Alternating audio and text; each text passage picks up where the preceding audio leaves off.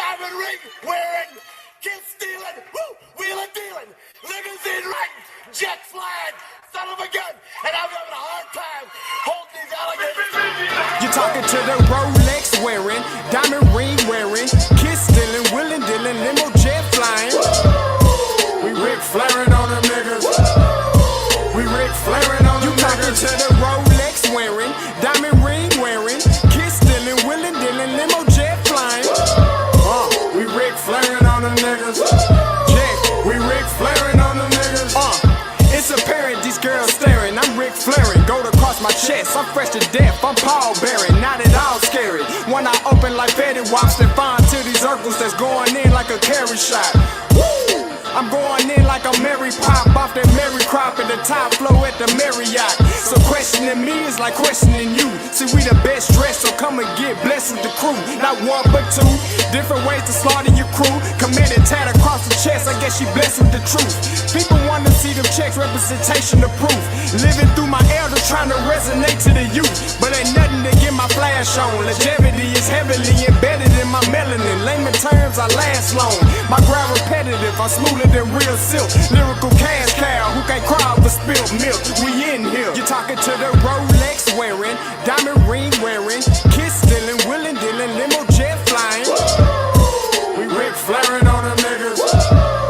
We Ric Flairing on them niggas. You talking to the Rolex wearing, diamond ring wearing, kiss stealing, wheeling dealing, limo jet flying.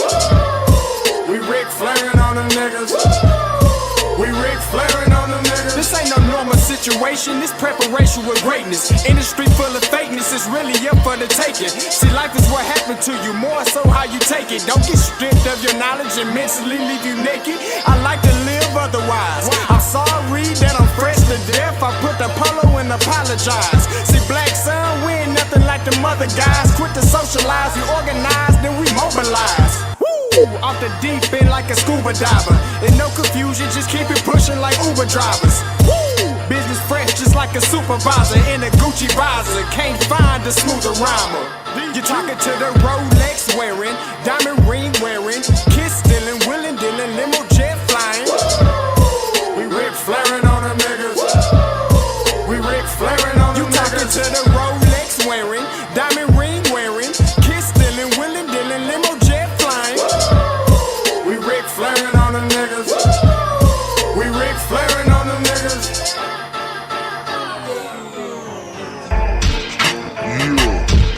DQ, baby. Shout out that boy Nigga for that fire track. Hey, Black Sun, sun up. What's up, Vinny Vegas? What in Vegas? Yeah. Shout out Pharaoh's Kids. D-Face. Yeah. Bubba C. Yeah. Ric Flairing on them. Ric Flairing on them.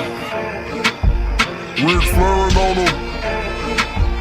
Ric Flairing, son up, baby.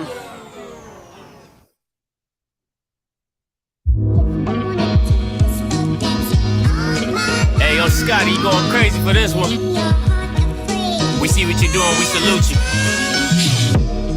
Hey, let's get it started. It's backpack, Capital One. What's in your wallet? Got a call from my man A. Scott. I said I got it. Love that you highlighting all of these black colleges. Try to pay me for doing this. Look, bruh, if you don't get off my line with that foolishness, voice of the swag, pull up where you at. No cap if the Brody is speaking the soft facts. My advice, tune in to every show. Captain Petty, but we know that the sergeant is with the smoke. Speculate, just tell me what is we doing. Get into it, okay, look, I'ma say this and keep it moving. My boy Scotty, man, he offered a leash. Black grad, paying college, I'm glad that he called me. Walking, cause we all been taught that talk is cheap. Even primetime knows Scott for the HBCU streets.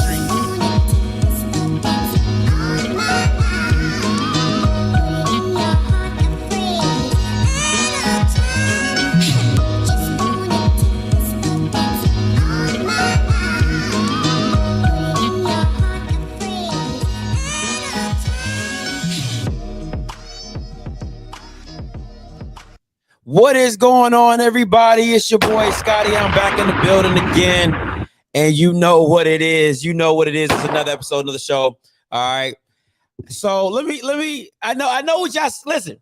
First of all, shout out to y'all. Shout out to y'all for coming in. And listen, the show is called OFFScript because I like to have discussions. Like, listen, as much as I talk about sports, you know what I'm saying? I like to have discussions. I like to have open dialogues. I like to get an understanding of people's mindsets and things like that. So we're gonna get into the topic today of why should you go to an HBCU, right? You are the only participant in the conference. Once you hear the white lady, the call lines are open, right? So let me get to a couple of announcements first, and then I'm gonna get to the topic of the day. All right. First up, all right, tomorrow, all day coverage. You listen, I'm not a big fan of commits, but listen, all right, all day coverage. I'm doing a morning show starting at 10 in the morning. All right. That show's probably gonna go to about noon. All right. Then after that, maybe starting about 2 or 3, the commitments and signees start coming in, and we just gonna be live. Listen, it's just gonna be live while we doing it. All right. We just gonna be live while it's happening. All right. So people can call in, talk about it, all that type of stuff. All right. And listen, after Mike Plez's announcement, he will be coming on the channel to have an interview about why he chose what he chose. So also be looking out for that as well. He will be here on the show after he makes his announcement. All right. Next up, remember, Bandwagon National Signing Day for me. Okay. January 3rd. All right. Make sure January 3rd is Bandwagon National Signing Day. All right. Listen. National Signing Day bandwagonism, okay? Don't listen. And you see, I'm getting bought, okay? I'm getting bought. People sending me stuff. They want me to sign a new bandwagon. All right, so Bandwagon National Signing Day is January 3rd for me. Okay, so be here, be live and present. We gonna make it happen. All right. So listen, I got a couple NIL deals. I got a couple people. Hashtag Bandwagon Signing Day. Okay. I got a couple NIL deals locked up. I got a couple, listen, it's hot out here in these streets. All right. It's hot out here in these streets for Bandwagon. All right. So Bandwagon National Signing Day for me, January 3rd. All right. Gotta start the new year all right. Now, shout out. Got to give a couple shout outs for my gear and my stuff today. All right. Shout out to Miss K Howard, a Graham alumni. Okay.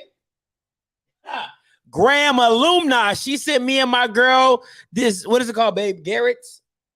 Garrett Chicago popcorn, high quality stuff.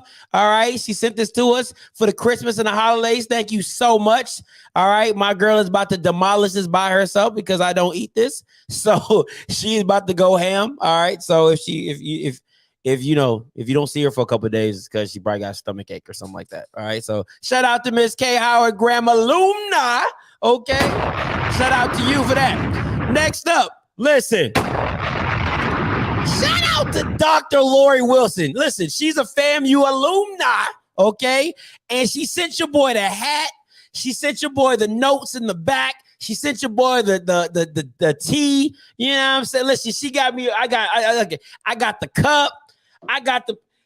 Listen, if you want to know what a booster looks like, if you want to know what a booster looks like for a college kid, for a YouTuber, Dr. Lori Wilson is the standard. All right. She got me a pom-pom. She said, come to the Rattler Nation. Listen, got my girl a shirt. Got my girl a family. She got my girl a pendant with her. Look, it's A&M. And she's like, oh, babe, it's my initials as well. So she winning. Okay. We winning over here. So if you want to know what a booster looks like for a YouTuber to get them to sign for your team, Miss Dr. Lori Wilson is the standard. Okay. Dr. Lori Wilson is the freaking standard out here. All right. So you got a hard man. Listen, you got a hard person to pass up. All right. But also, if you're looking for a dentist, all right, if you're looking for the dentist and you're in the Alabama area, Dr. Lori Wilson. All right. The only dentist you know, female, that can clean your teeth, give you a root canal, and probably talk football in the same session. Okay? She be in your mouth talking about, you injection stay saying? Yeah, Dr. Lori Wilson, she's that chick. All right, she's that chick. Make sure y'all reach out to her. Her phone number, email right there. Make sure y'all hit her up. I'm going to leave this up for a little bit. Y'all can take some screenshots or whatever. But Dr. Lori Wilson, FAMU alumni. Okay? That's what we doing out here. Shout out to her. Shout out to her being the realest booster ever. All right, that's how you do it, man. That's how you that's it. Listen. That's how you do it. That's how you do it, man. If you want to know what a booster look like, if you never knew what a booster looked like for a YouTuber, holla at Dr. Lori Wilson. Holla at Dr. Lori Wilson. And something to know she got behind me. This one says FAMU needs a rematch. This one says, keep telling us the truth. No sugarcoating it. And then this one says, thank you for supporting all the HBCUs, man. Listen, when I tell you that was God's on one time God, because I was conflicting with myself for doing this show. And then I got that note today and she said, keep telling the truth and all that type of stuff. So, man, look, listen, I'm out here, boy. I'm out here. Listen, I told Dr. Kofi I would never do this, but shout out to Dr. Lori Wilson. I'm going to do it for you. The FAMU Rattlers will strike, and strike again. All right, I'm doing it. That's it. That's the last time I'm gonna do it right. I'm not doing the fingers. I'm not doing the fingers. No, I'm not doing the fingers. But shout out to you, Dr. Lori Wilson. I'm gonna do it right. This is the last time I'm gonna do it right. But shout out to you for being the realest. And like I said, she got me some cups too. I got the FAMU cups. So we in there. All right. So, all right. Question of the day. All right. Question of the night. Why go to an HBCU? All right. I'm not doing the fingers. All right. I'm not doing the fingers. That's not cool. No, that's not cool. All right.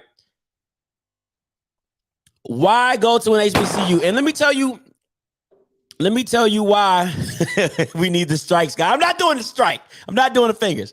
All right. You gotta go.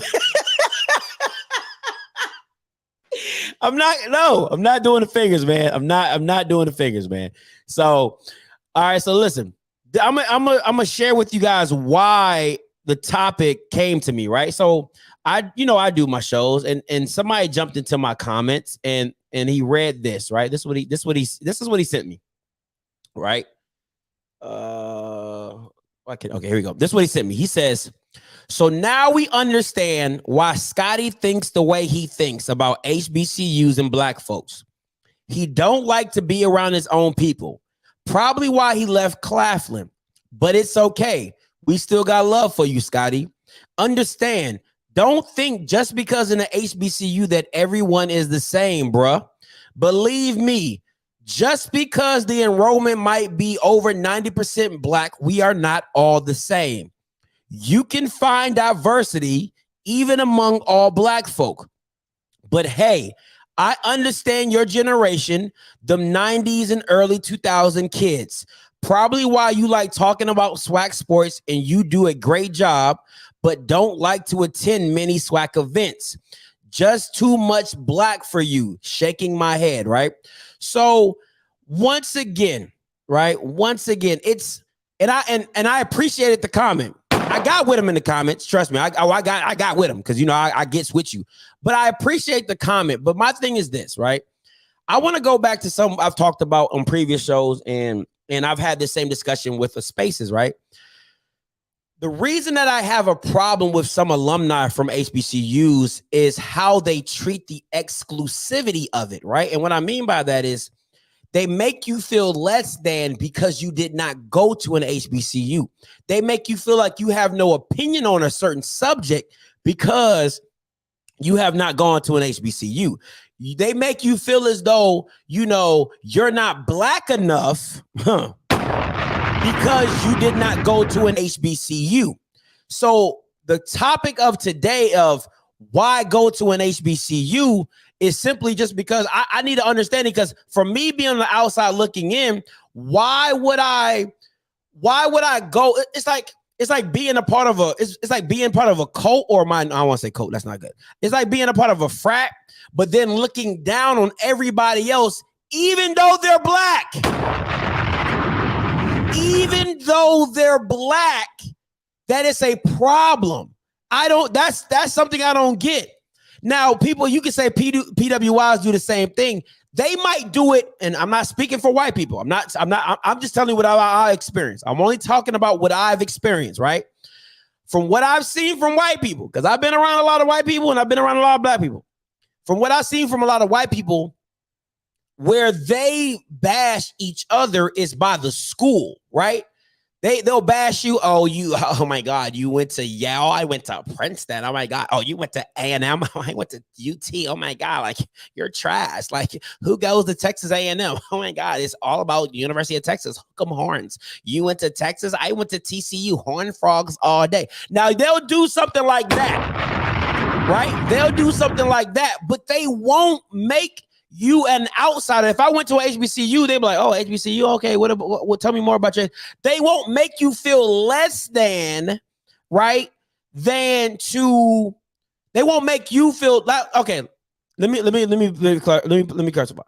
Education-wise, they might say your education doesn't stack up to a white degree. They might say that, okay? But what I'm saying, from what I'm getting and is that they won't make their own people feel bad about not going to the school that they went to, in a sense of, it's not like, yeah, they might talk about education wise, but they won't keep it personal. I think black people make it more personal. That's what the issue with me is. If you want to just say, like, I went to a PWI, I played football at University of New Haven, right? If you want to be like, damn, Scotty, why you going to a PWI? I'd be like, damn, because I didn't feel comfortable.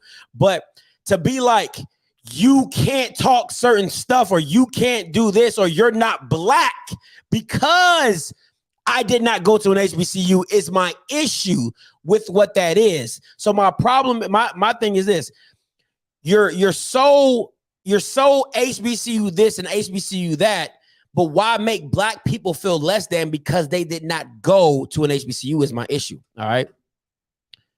Hey, caller, you loud, talk to me. Hey, what up, Scotty? Let me turn this television down real quick. Hey, this is Jerome from Charlotte, man, representing Jackson State. Talk to me. Couple of key points. I will say, man, from working certain spaces, especially in corporate setting, white people, they actually do that as well.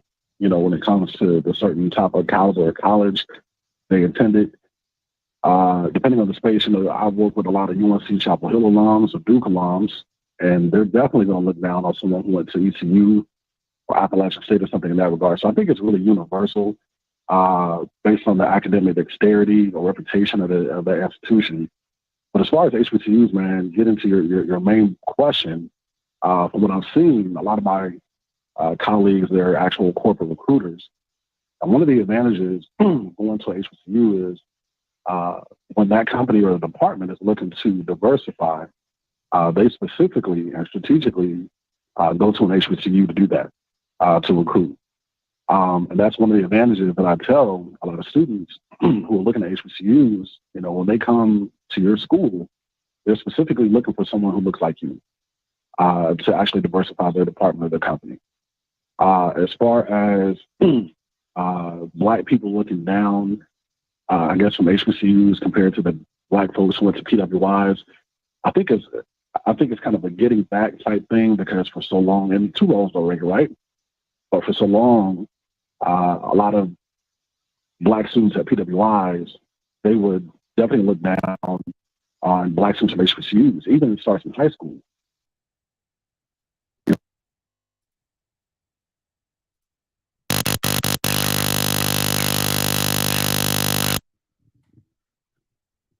Go ahead. Hey, David, call back in.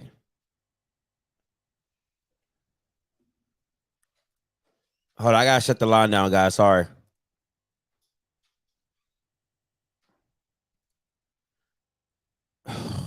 Hey, can y'all hear me? Hey, let me know if y'all can hear me.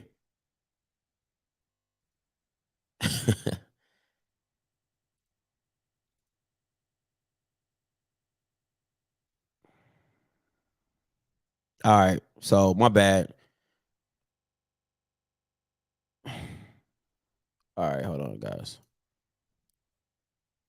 My bad, David. My girl had her AirPods and they connected to the computer. You are the only participant in the conference. My bad, David. Hey, call back in, bro. My girl had her AirPods in and it connected to the computer. So do that for me. We can't see you. Put on some. Oh my gosh. Shut up, Tiffany. I thought you really couldn't see me. I was like, you can't see me. What? What happened? All right. My bad, guys. But okay, so listen, I want to be very clear about my thing, right? My thing is this. Is why are HBCU alums, and I won't generalize, but I'll say a mentality. Thanks, David. I'm gonna get right to you. I promise you.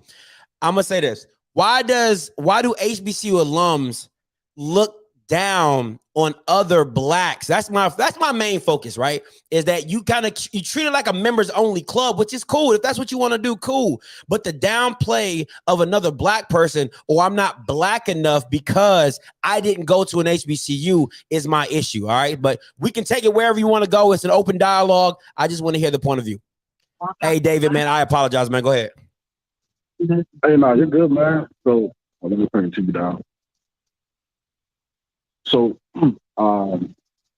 just kind of getting back to your point you just asked, one thing I've seen, man, is because of that vitriol sometimes that happens on high school level and it leads into college from African Americans who choose to go to PWIs, a lot of times you see those same folks at, the classics and homecoming and CIAA tournament. And a lot of black people we were from HBCUs, we kind of thought, okay, we're good enough to party with, but not to get a quality education from. So I think that's where, some of that vitriol comes from sometimes.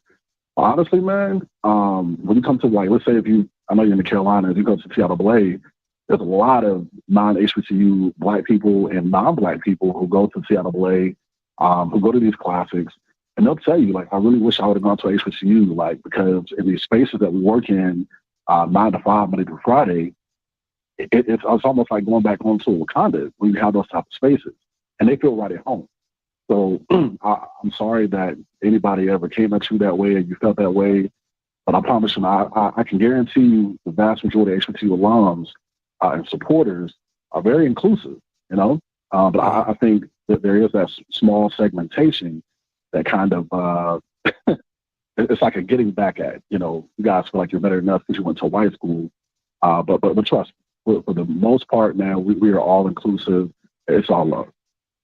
No, and for me, David, I'm sorry, Jerome. For me, Jerome, it's just like, I want the conversation. You know what I'm saying? Because for me, I could care less. Like, you know what I'm saying? Like, I went to Claflin for a year, and I've been very transparent. I didn't like the environment. It wasn't conducive to me because I didn't like the fact of, I'm going to school I'm going to school every day, but I'm getting judged about, because I don't iron my stuff every day. I'm real laid back. My mom is military. I was military. I grew up in a military lifestyle. So when I had a chance to get into college, but listen, my mom used to make me iron my clothes going to school. Going out to play.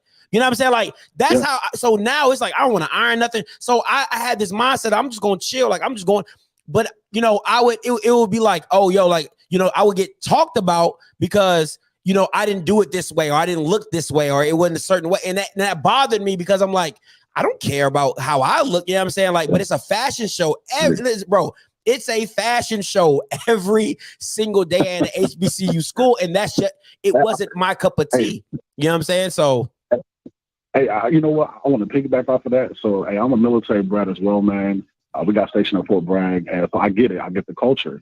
But I will say that it's a perfect segue. And I hope everybody in the comments who are parents, they understand this, or they got kids going to HBCUs. Every HBCU culture, like, we're not all monolithic.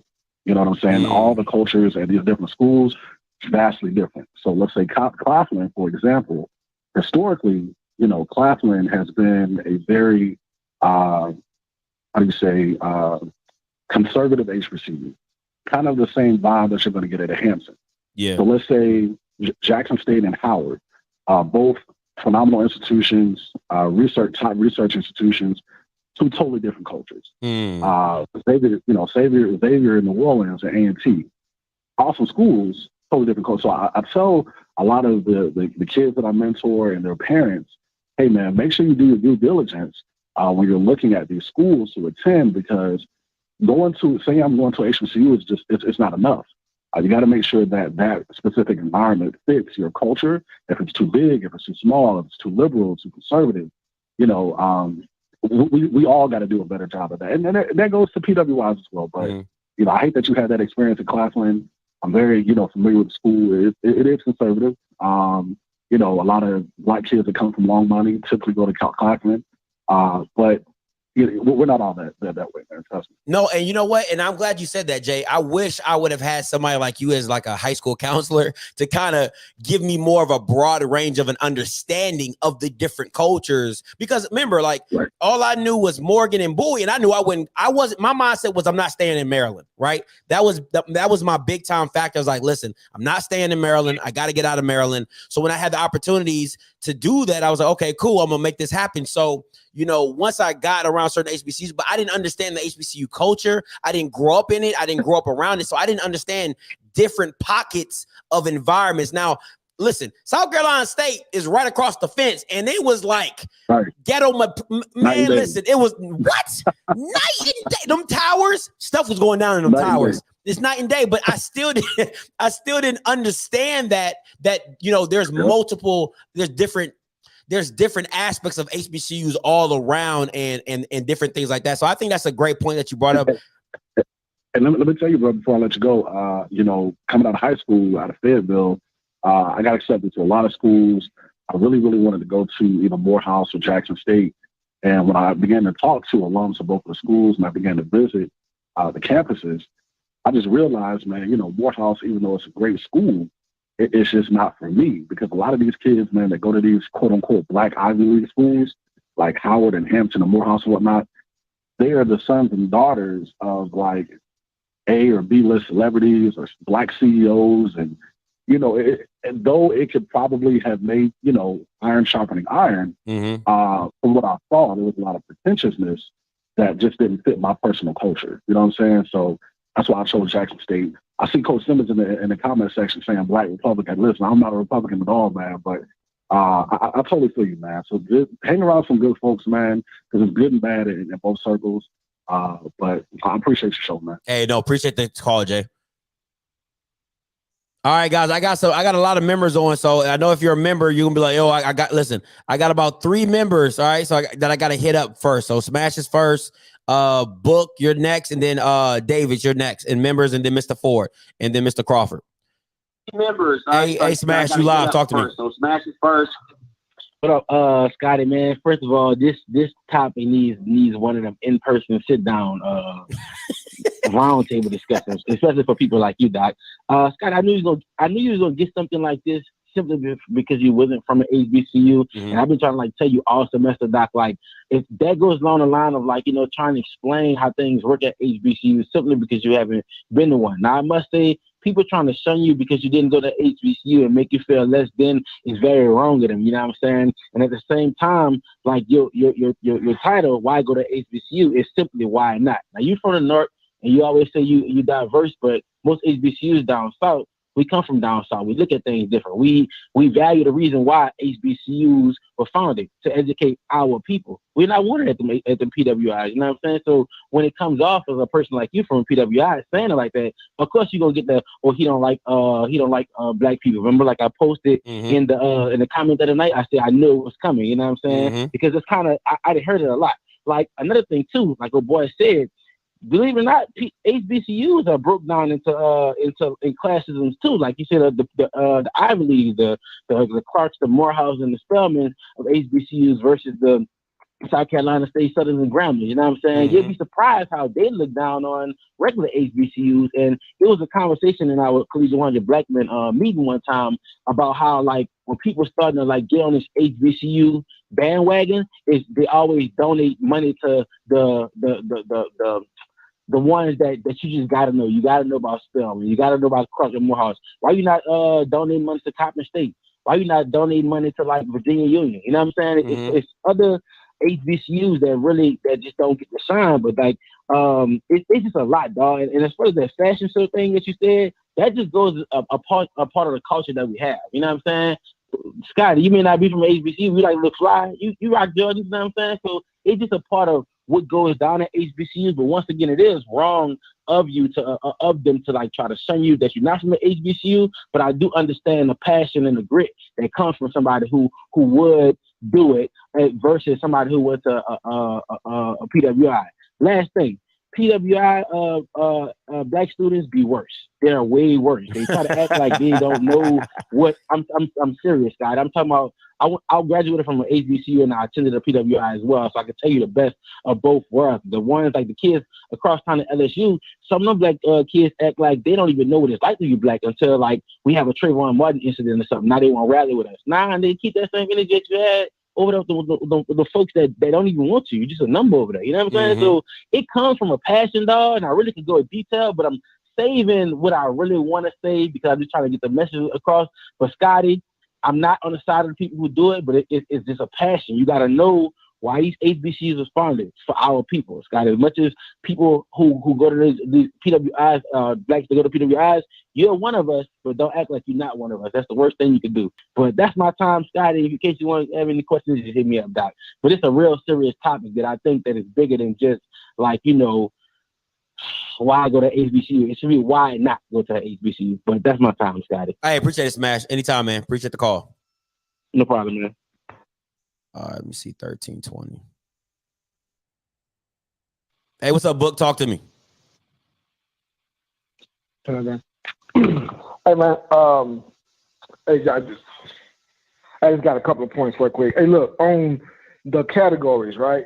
Like the over-categorization, I would just ask that sometimes when we talk about these things, we don't overgeneralize things and say a black this or a black that, right? Because that's like somebody, like, my father taught me when growing up, like nobody gets to tell me what my black is except for me, right? So, when I was in some of the class, I was the kid that got bussed out of the neighborhood to go to, a academic and performing arts program, right? I wound up at Jackson State, not because it was the school that my parents went to, because I was actually en route to MIT. I wound up at Jackson State because unbeknownst to me, at that particular point in time, Jackson State's computer science and mathematics program was second in the nation to an Ivy League school, according to the accreditation programs that accredited all its peers. You know what I'm saying? So I went to Jackson State because it had an accredited program that was exceptional in the field that I was focused in. It just so happened to be the program of my family. So they kind of, just not overgeneralize it, right? Just like people saying Black Republican. If my goals, desires, and what meets for my particular, how I live my life aligns with the Republican Party in my area, well, damn it, that's who I'm voting for. Because we don't let too many people off with the straight line ticket. That's why nobody has to work for your vote. You know what I'm saying? My thing though, so it's just that meant. I get what you and I appreciate the call as always. My thing is this though, Book, and I apologize for the overgeneralization. That's I try not to, but it's kind of hard when you're just talking. But I'll be more specific. So when it comes to certain individuals that I've spoken to or have addressed me, you know what I'm saying? It always goes back to the fact of, but you didn't go to an HBCU. But does that make my opinion like? Do I not know black issues? Do I not know black issues because I did not go to an HBCU? Does that make me less intelligent on black issues? Now, if we're talking absolutely not, absolutely not. And so that kind of leads into my second point is let those people issue, like my dad used to tell me. Let that issue be their issue. It's not a us issue until you make it your issue. Like those people that are having that go to that because that's a telltale sign that they ain't got nothing else under the hood. Are the same people that need something to establish a pecking order on it. They need something to compare themselves. Man, they gonna have if you could be sitting in church and you ain't clapping on beat and they got something. Like miss me with that. And if you really boil down to it. The people who talking about it to go to HBCU, in like the categories, right? So sometimes we're contradicting ourselves. Sometimes when people get to talking, I say, okay, you went to Jackson State, but did you graduate? Because we ain't handing out degrees down there. You know what I'm saying? So, you just have to peel that back. But let that be a them problem, man. The other thing too is though still, like we talk about the HBCUs, what we haven't done, and I'm talking about people who live in and around HBCUs, whether you graduated or not, but you had the program in your family, your blood, is that we haven't done a good enough job of telling our story, right? One thing that I heard you say, and no matter what is your opinion, you say, well, hey, I didn't know anything about y'all until, DR came. Well, some of that stuff is our fault, and there ain't nothing wrong with nobody saying that. We got to take a hard look at ourselves and wonder why that is. Anytime somebody say HBCU, the first thing out their mouth is the athlete. There are too many people who have made major contributions to society, to communities, to us as a people, and to, the country, period, for, the conversation to be revolved around athletes or what some government institution owes us or we ain't got, right? When Jackson State was, before we got our stadium, they were going through that whole process of let's see how we can get it and monies and whatever. The first thing the governor of Mississippi, Phil Bryant, threw up in our face was, well, let's see what the private sector can do. Let's see what the boosters can do. You know what I'm saying? Before he even offered $1, right? So we got to do a better job of making sure that we do what we can do before we look for anything from anybody else. That's just, all the way around. I think the next goes back to, just HBCUs, period. Right? So Jackson State comes from Baptist Seminary, right? Baptist Seminary, Natchez, Mississippi. I know that because I paid attention that day in the freshman class. But the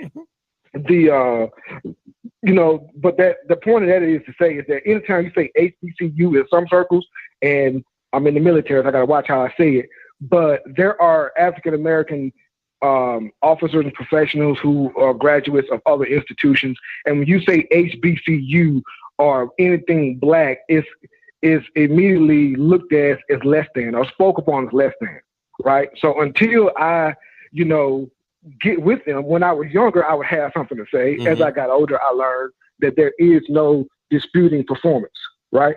So you can say what you want to. When I get with you on this performance and I blow you out the water, it ain't got nothing to do with that. And I'm from Jackson State, and I'm walking around with the Jackson State lanyard, and I'm going to put my flag up in my office just like you got your whatever that flag is, right? You know what I'm saying? I feel you. I'm going to support my stuff, bro.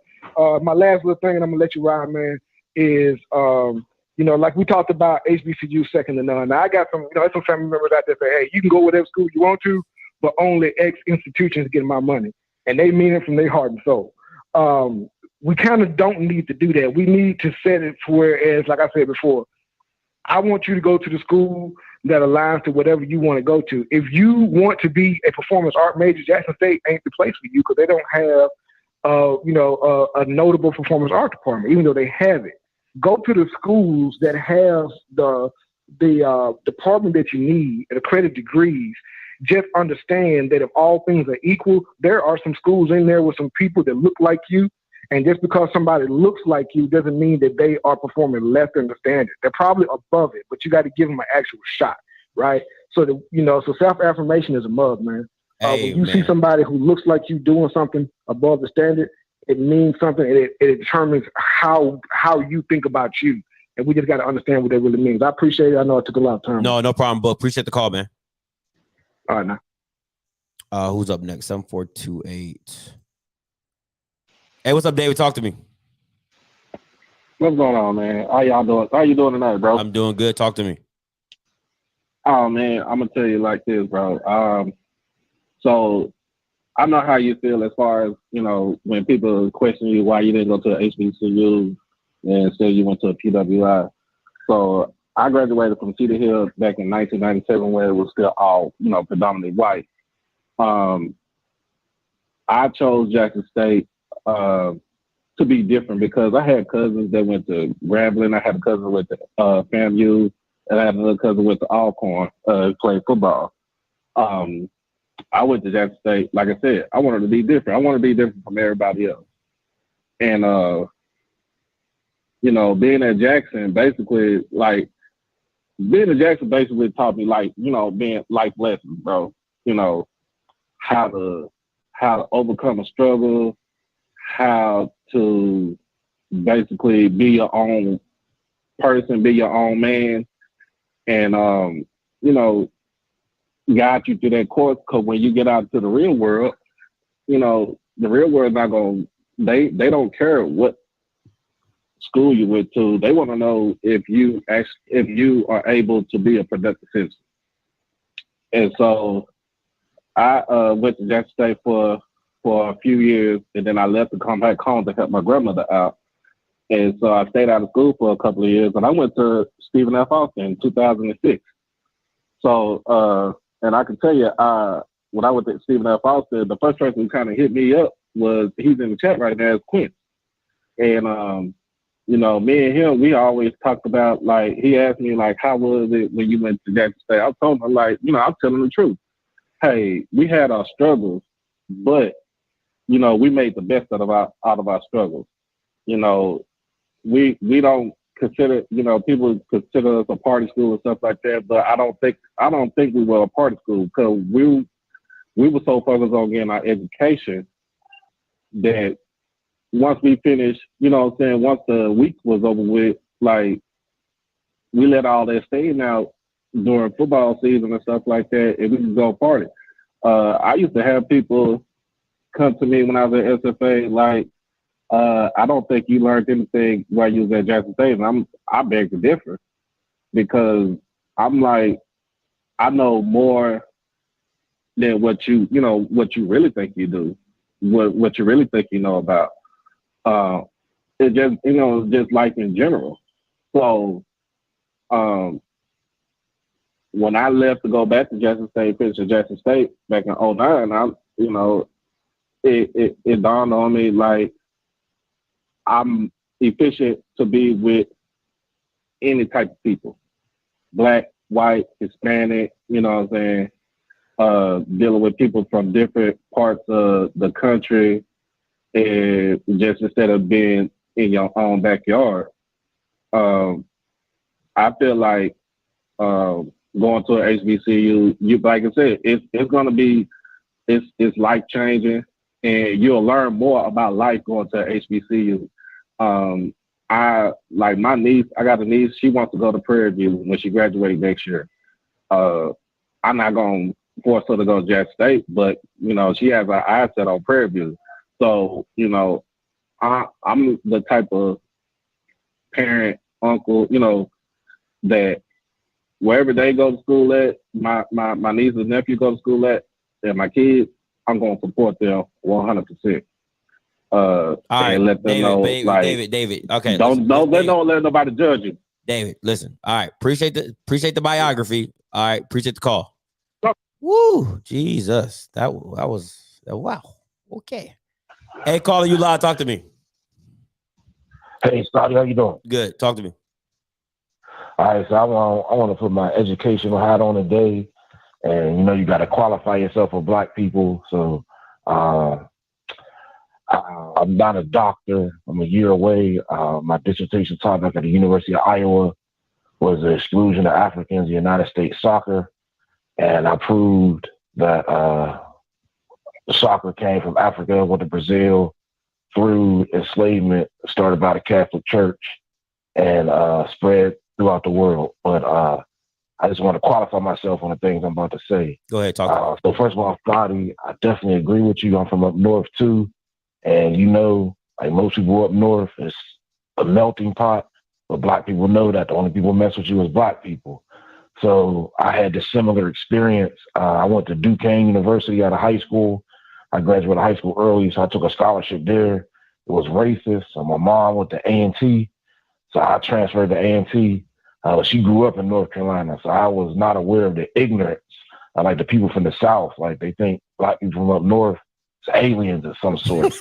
But you know, they'll ask you the dumb questions like, do y'all eat this, do that? But they don't know it's a chicken spot on every corner. You know what I'm saying? So facts. So I'm down there, and not only did the dressing up. Now this is A&T, the biggest Black college. I graduated from North Carolina Central, but I'm gonna explain that the biggest Black college. So I'm running into people. I'm playing football, and I didn't know you had to dress up like that because I come from a white school. So I got people on the team telling me I wear my grades too much. Just regular people. And I grew up in the projects, but I got an accent from up north. So people trying me. Oh, you sound white, so I'm getting in fights.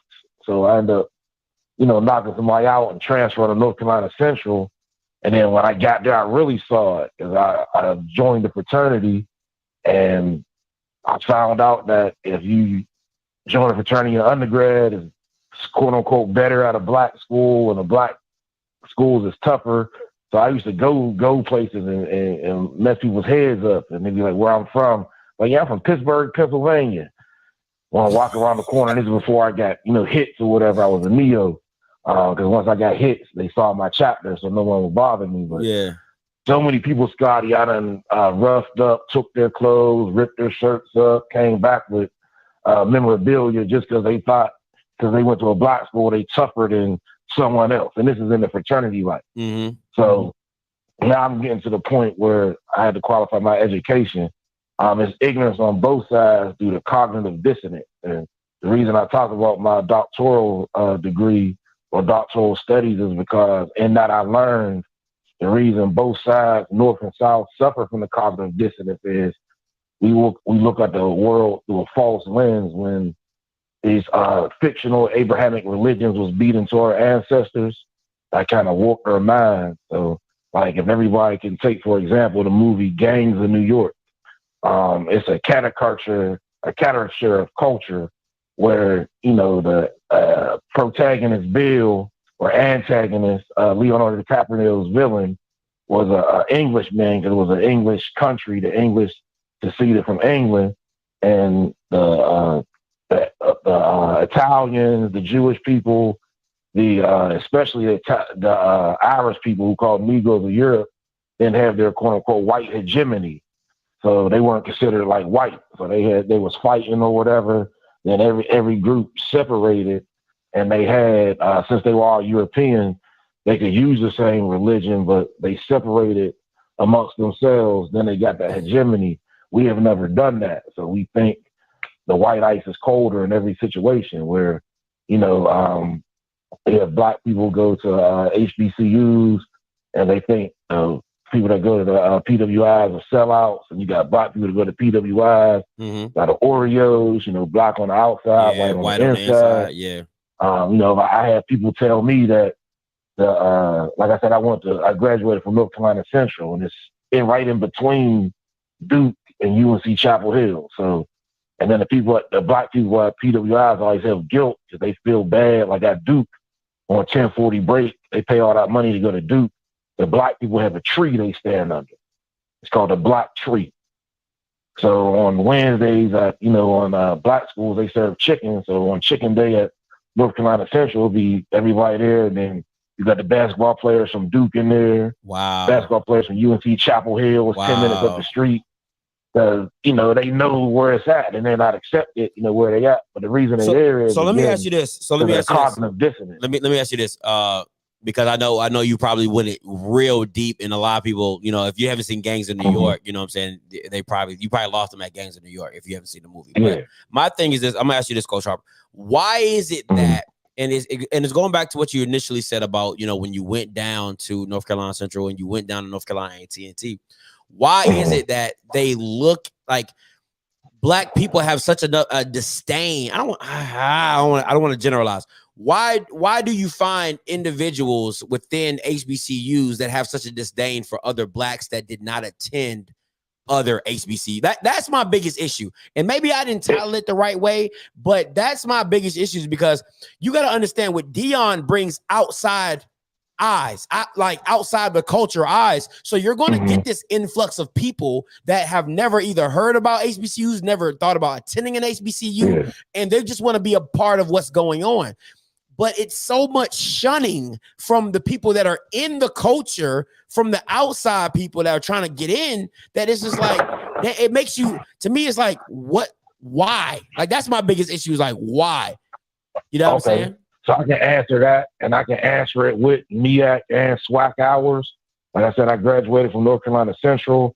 I started grad school at Grambling, GA in there, coaching there.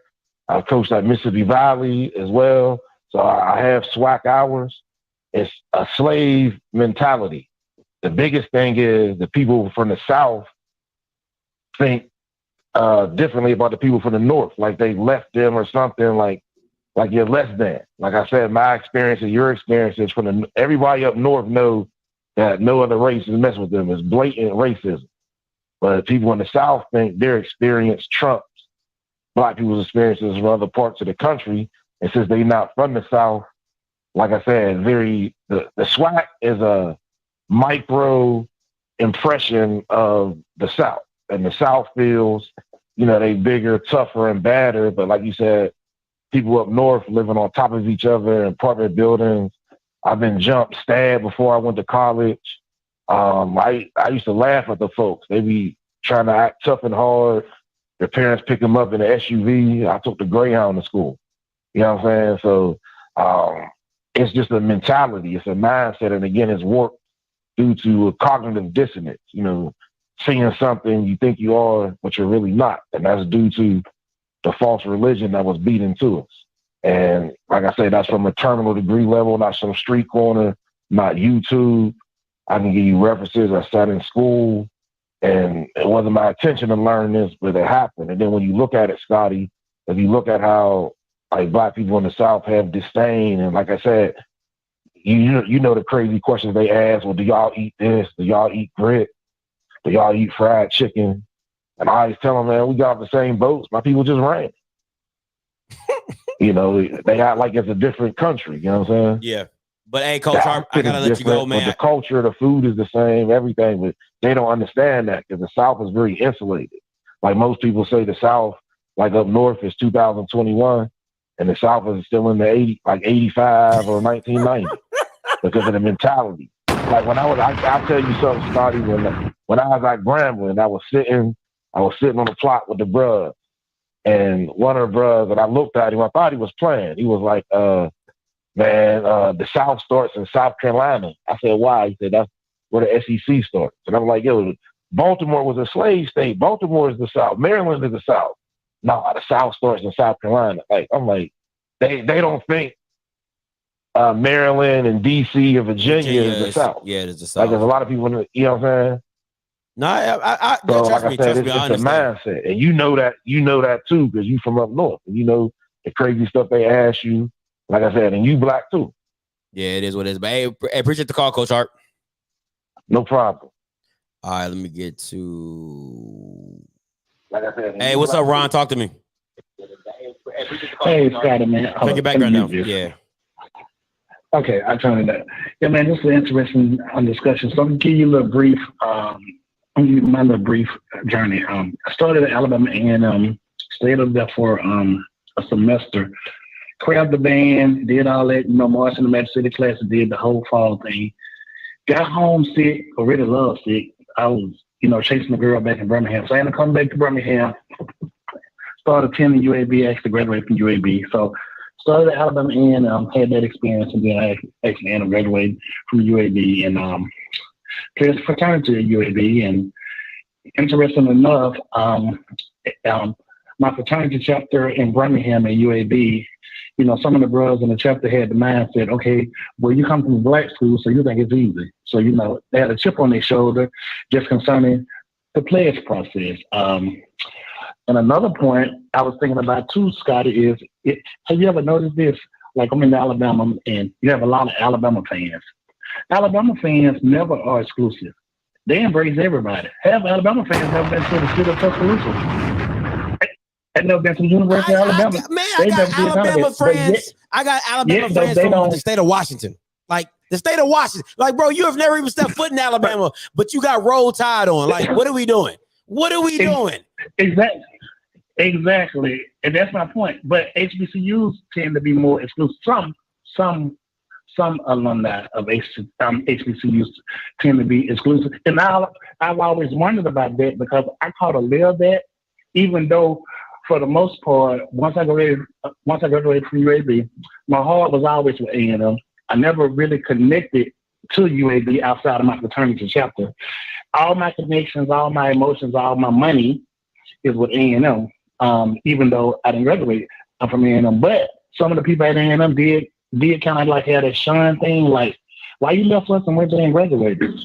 Why did you do that? So I think it's just to kick it back off of what you said, PWIs don't do that. They expand and they dominate and they embrace all. They say, come be a fan. Come cheer for us. Come bring us money. Come hang with us. And sometimes for HBCUs, we can be exclusive. As far as my kids are concerned, I'm gonna let my kids choose to go in it. I'm gonna let them make that choice for themselves. You know, I don't have a problem with them attending a HBCU. I don't have a problem with them attending a PWI. And as far as I'm concerned, if I had to be honest, if I had to be totally honest, I wish I had stayed at A&M. I wish I would have graduated from A&M, because I think this is the difference. I think once you get older, I think you appreciate the experience and the connection of being at an HBCU. I think there's another difference too. My connections at UAB primarily is with a smaller circle, and it's with my fraternity. I think at an HBCU, you connect to the whole school, the whole culture, and I also think you have lifelong friends. I like that. Lifelong relationships. I like that. It's life, and I think that's the difference, because I had a brother who was 2 years behind me. He also went to A&M, had the time in his life, had a full paid scholarship, got a degree from A&M, pledged to A&M, did the whole HBCU experience, and his connections back to A&M and his lifelong friendships are richer and deeper. I like that. And so I think if I could do it all over again, I'll be one of those people that fit into the category. If I had to do it all over again, I would have stayed. The difference is I had a single mom, Scotty. I was a mama's boy, and she allowed me to come back home. If I would have had a dad at home, he probably would have put his feet in my behind and said, "Boy, take your tail back to school." If I'd have had somebody to push me, or if I'd had somebody to hold me accountable, I think I would have stayed up there, and I would have toughed it out. So, so that's why I say HBCU. I think the lifelong connections, and then most of the people I know personally who are successful are HBCU grads. If I just had to be honest, I just think if I just look at my overall scope and circle, I think most of them have the most success, and they have the most confidence, and they have a good sense of self, and that's really my take on it. So, I did the whole thing. I started A&M, I graduated from PWI, but if I had to do it all over again, I definitely would have stayed up there. Appreciate the insight, Ron. That was some good points. I like that. Wake up. Hey, what's up, Q? Talk to me. Hey, what's good, my man? What's up? Hey, one, I would like to say I appreciate you having this conversation, because there's going to be a 16, 17, 18-year-old kid who's going to be making the decision of going to college, and he's going to have these same thoughts and about where to go to school and reserved. So thank you for having this conversation. No problem. So I would start out by this, man. I'm a graduate of a PWI. I have seven of my family members are PV alumni, and I have one Alkanite. So I'm the sellout of the group. So, but I remember the moment that I made my decision. I had a cousin who was a year older than me. I called down. I'm like, hey, kinfolk, how's everything going down at PV? Bruh, man, they just beat a kid down with a baseball bat in the middle of the student center. Man, they hood down here. I was like, oh, well, you know what? It is a PWI for me.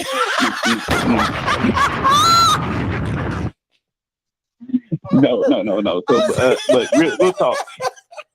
But real talk, man. If I did it all over again, I would not have done a rash decision, because here's the reason why. My mother, she gave me, she put this installed in my head. Get from small town, get out of your small town, get out of the hood, go somewhere.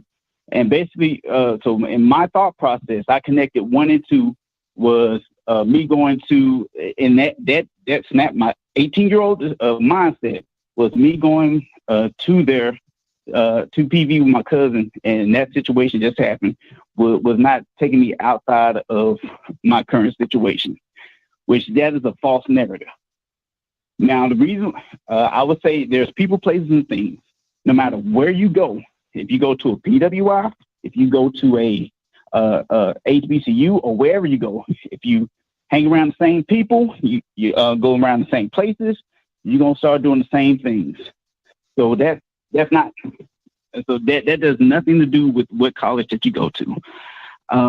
I would say this, me being at a PWI, we had to carve out our culture within the PWI. I know a lot of people like, man, y'all hot on HBCU now because what happened with George Floyd. Well, I'm from Texas, where George Floyd is at, from Houston area. And so, I mean, but it's not saying that we're riding on the bandwagon. It's one of those things where I'd rather put, because I'm in a financial position, I can support my HBCUs. Because at the time, you know, there was, and I guess try to rectify that mistake. I would say mistake because everything's happened for a reason. And so, for kids out there, they just need to know that it's okay to go to a HBCU. And I would say, as far as I know, a lot of people talk about frats and fraternities, and there is an exclusivity that you're talking about, man. Because each time when I go to, like at the PWI I was at, you know, there's a fraternity there, and basically there was a situation where a brother got in trouble and had to go on a year of parole for doing a basic probation show. When I say, because it's our culture that when you cross the line, you know, you go out, the Omega Psi Phi brother, just by slapping the brother's back, hyping him up, this brother had to stand trial for hazing because a Caucasian person said, "Oh man, I see that it happened in daylight." He hit him, and that brother had to start out his non-college career with the year probation, and so that's kind of things that you do have to fight at PWI. But on the opposite side of that, you go to we start Prairie View. I remember we had a fraternity, a Divine Nine, National Panhellenic Fraternity. You go there, and we were starting a chapter at Prairie View. Now, each time we was in a meeting with the administration, they would address us as a non-Black letter Greek organization. I'm like, well, we got non-Greek organization. Well, we got Greek letters in the name. Well, here you're non-Greek, and so it's kind of that exclusive. What about the white and Latino? All right, we gotta wrap it up. Gotta wrap it up. Because a lot of people on the call line. Gotta wrap it up. I got it. So, but yeah, man. So there is two types of exclusive. There is exclusive, and also when guys who are compete. Well, I'm gonna just go ahead and hold that thought, man. So, man, appreciate for letting me put that out there, man. Hey, no problem, Q. Appreciate it. Woo! Listen, man. Y'all, listen. I get that you guys are talkers. All right. There's a lot of people on the call lines. All right. Yeah, I'm about to get a timer going because y'all Bamas is killing me with the biographies. All right. Listen, hit it and quit it. Okay. Hit it and quit it. All right. Let me try to get this. Let me try to get this timer going because y'all Bamas about to work my last nerve. All right, let me see what I can do here. I gotta get a timer going, which I've been. All right, let me see. I'm gonna get this right. I'm gonna do this. Boom, boom, boom, boom, boom.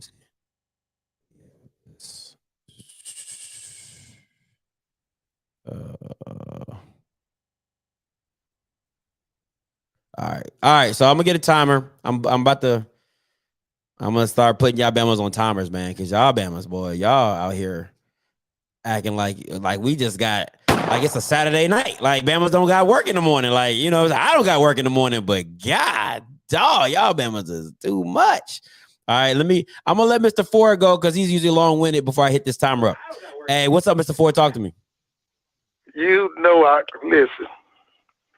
Okay, I'm gonna try not to go over limit. You got a topic. I'm gonna let you. This is a big. I'm gonna let you rock. Okay. Everybody else behind you is gonna get put on the timer, but you good. Okay, okay. You guy who talked about the gangs of New York. The thesis of the gangs of New York. That movie was America was a Protestant nation.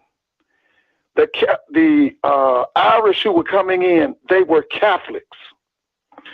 But one of the things that happened, and the nativists, they were Protestants. They were waging, they were fighting against the Catholics. But here's the thing that y'all need to understand. The Protestants, or the Irish and the nativists, got together during something called the New York draft riots and went out and killed black people. Even though they were enemies, they came together to kill our people. All you got to do is look up the New York draft riots. I have really called to talk football tonight. And let me tell you, I listened to your boy today. He had me so excited. Blue was on before I got on here with you. He was talking about 5 kids who are interested in Florida A&M. One of the kids, I've seen him. He was at Georgia Tech. His name is Jordan Yates.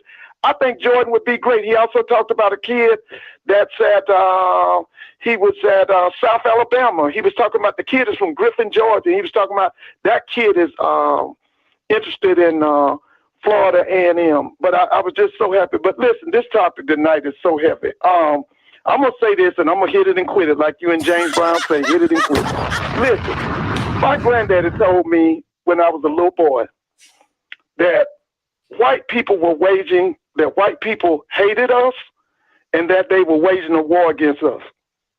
And I was like you, Scotty. I went to a school that was 70% white. I went to high school that was 70% white, 30% black. After I got out of that school, I didn't want another white teacher. And that's why, I actually wanted to go to Florida A&M. All my friends were going to Florida A&M. My mother said, no, you're not going to Florida A&M because you're not going to do nothing down there with all them folks. And basically, she picked for me Clark, at that time it was called Clark College and Hampton Institute. And out of the two, I chose Clark, which was a great move for me. Scotty, for me, I couldn't be on a big campus. I needed to be at a small school in small classes. Clark was the exact place for me. And I want to say this to your callers. Yeah, I got my undergraduate at Clark. I met up with people from Emory. I met up with people from the University of Georgia, Auburn. Let me tell you something. I schooled them. It's stuff that I know, because let me just tell y'all something. There are some professors on the black college campuses. Baby, they can't teach nowhere but on the black college campus, because the knowledge that they're giving you, the white people would see it as offensive. They don't want them. They don't want you learning that kind of stuff. That's real. And I'm just telling you now that I have ran up on people from Scotty from Emory. They can't tell me nothing. I'm serious. They can't tell me nothing. I can blow them out the water because I got some knowledge that they don't know nothing about. And so, Scott, I ain't going to hold you. I know this is a great topic. I'm just enjoying it. But I'm just telling you, Scott, I didn't want to go to school. I was through with going to school with people who hated me and who had waged war on my ancestors for 400 years. Have a great... Oh, by the way, Scotty, somebody put in your chat, they said that Prairie View named the coach. Is that true? Oh, no, because everybody else would have been... It wouldn't have just been one person, Mr. Ford. I would have cut this whole conversation short, and I would have... we would have went right to football. So, it would have... Listen, the other thing somebody put in your chat and said that Howard University is trash. That's a lie. The biggest problem at Howard University is the problem that most of our black schools, they don't have a good administration. They have this guy there named Wayne I. Frederick. He's been a total disaster. Like you say, he's been trash. And they need to get him gone and bring that school back up to par like it's been. Because let me tell you something. If I've studied Howard University's history, guys, let me tell you something. That's one of the greatest schools in the world. You ever look at the people that came out of Howard University. Look at their alumni list, from law to medicine to the people that they put in Hollywood. Listen, the biggest problem at Howard University, they need a new president and a new board. Listen, have a good night. I'm not gonna take them more time. Have a good night. Hey, no problem, Mr. Ford. Listen. Okay. All right, listen, this is what we're going to do. I like what Bryce talking about. Listen, if you hitting, right, you got I'm giving everybody 5 minutes. I know my girl's like, hell, freaking me, back time use this timer. She over there staring at me like, she like, oh, I done told you. So listen, I'm going to give you a 5-minute timer. If you hitting, if everybody in the comments thinks you hitting, do what Mr. Bryce doing. Hit him with a +10. All right, give him a couple seconds. You know, let them run over a little bit if they good. If they not, hit them with the brooms. If they not hitting, just hit me in the comments with the brooms, and I'm gonna get them up out of here. All right, that's how we gonna do it from here on out.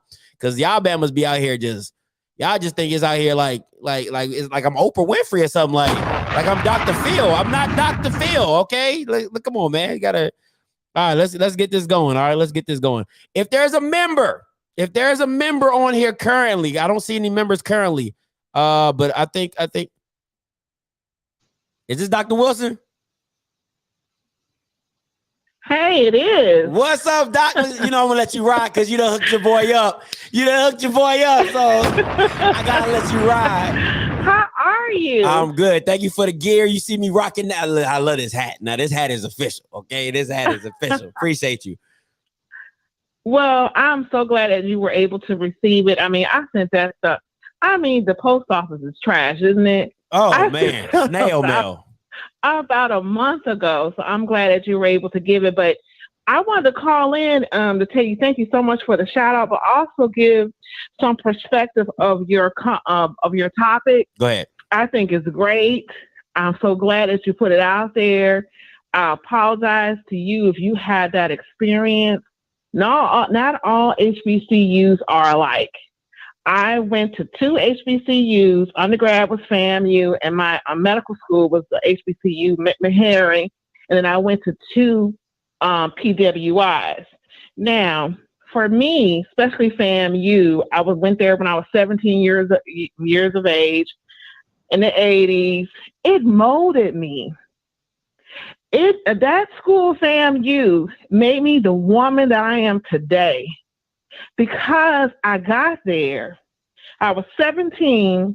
My father did not want me to go to university, but we were all rattlers in our family. Mm-hmm. So I went, and it was able to mold me to be proud of being Black and see other Black people that had excellence. And so that's why I went to an HBCU and FAMU, particularly because that's what it gave to me. And it allowed me to see other Black people that were smart like me, and even smarter. Mm-hmm.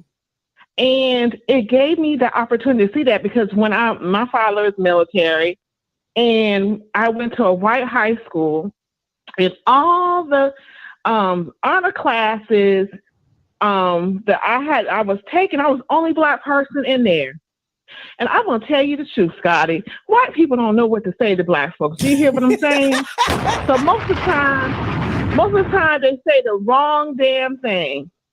And I can't even explain to you all the offensive stuff that I took being in all these white environments. And it happened, after I finished medical school and when I did my residency, and I was the only Black doctor up in there. They don't know what to say to Black people.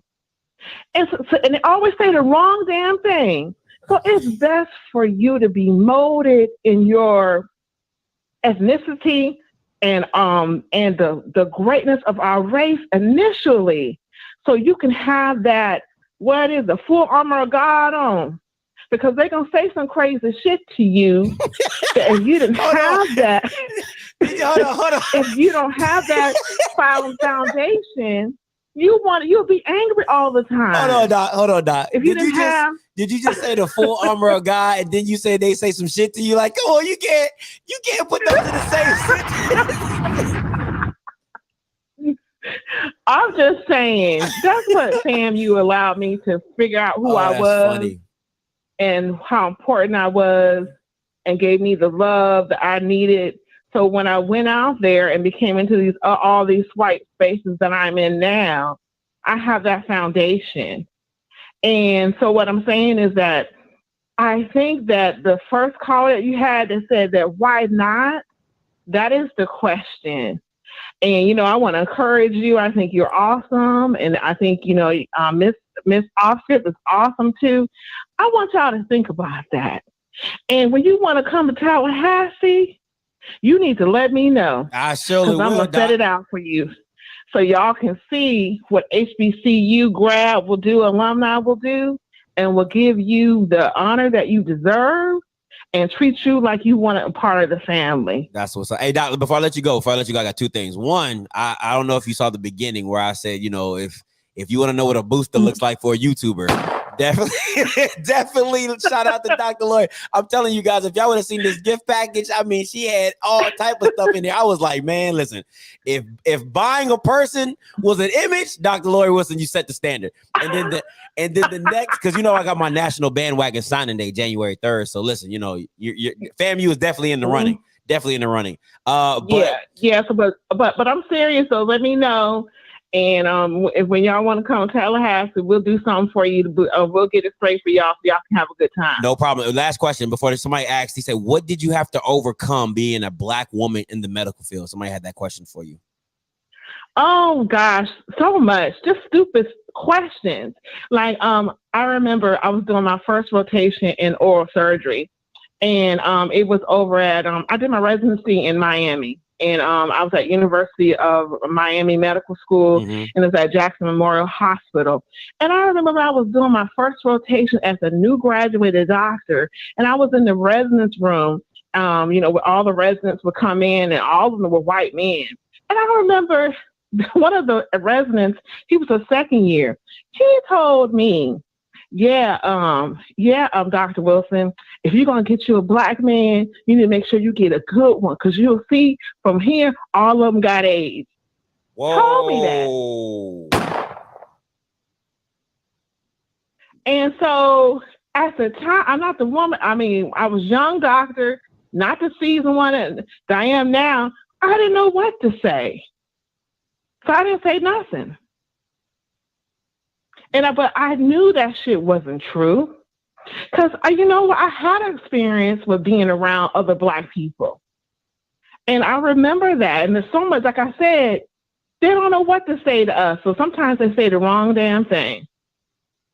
And I'm just so glad I had that foundation from FAMU and Harry that build my character and understand that, you know, in some situations, sometimes it's best not to say anything until you can figure out what you're going to do or what you're going to say. But he said that to me like it was something that I should know. That's crazy. And guess what? My daddy Black, my brother's Black, my nephews are Black, but they supposed to all be HIV positive. So all I'm saying, some things that are said in these little circles about Black people that you're not privy to, you best have a good foundation of who you are, where you come from, because you will be messed up. And that's the truth of the matter. That's real, Doc. Hey, appreciate the call, Doc. And hey, okay, you got nothing but love on this side. Nothing but, I'm telling you, my girl freaking loves her keychain. She loves her shirt. She's absolutely loving it. Okay. But nothing but love over here. Thank you so much, Dr. Wilson. Hey, don't forget, I was saying that I wanted to do my membership, and I wanted to sponsor a few, if somebody want to be a member of your product, I wanted to sponsor someone too. Oh, that's what's up. Hey, listen up very closely. If you want to be a sponsor by Dr. Lori, well, I'm telling you, the girl, listen, she's a real one. All right. So listen. Okay. Hold on. Before you go, don't go. You gone? You here? Oh no, I'm still here. Okay. All right, listen, because I got some people in the comments. They want to know, are you married? Why do you want to know my personal business? They just want to know. Listen, you know what I'm saying? They got No, I'm not married.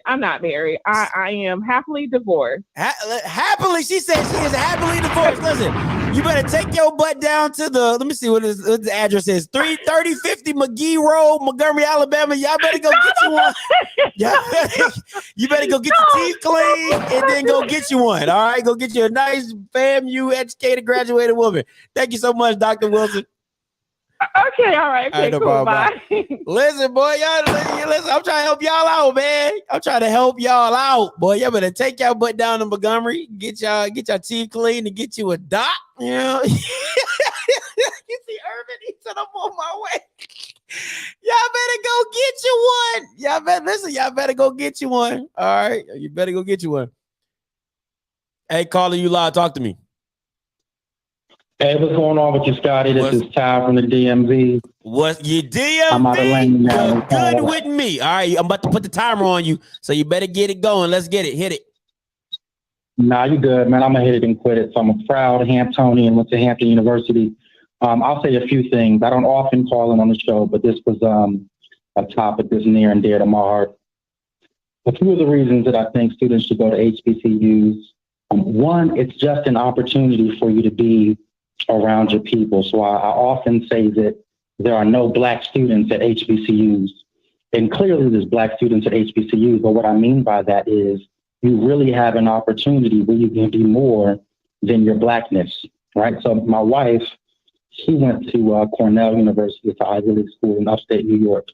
And I feel like every day they were fighting for their Blackness, like they had to be Black 24/7. At Hampton, because everybody was Black, it freed me to be all of the other things that I was. It gave me an opportunity to not just focus on being blackety Black all the time because everybody was Black.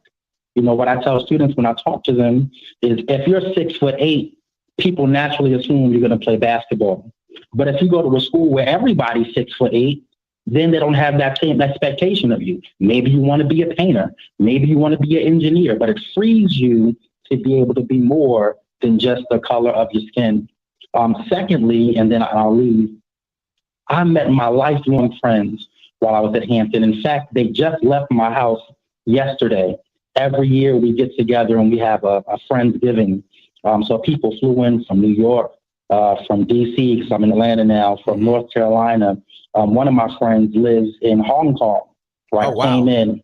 But these were people that I met over 20 years ago. Our kids are like cousins. And they call all my friends auntie and uncles. And that's just something that I don't see from my wife. She doesn't have those same types of connections at her traditionally white institution that she attended. And I call it traditionally white because it's by design. When we say predominantly white, sometimes that can just make it seem like it happened that way. But these schools are white by design. It's a feature of how the schools were designed. It's not by happenstance. But that's it, man. I love my HBCUs. We ride for one another. We might tease somebody every once in a while. I got all the jokes for Howard University, but if you start coming for them, we form like Voltron and we get it together.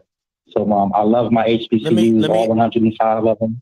Let me ask you a quick question, because let me ask you a quick question. So, how, you know, when you compare your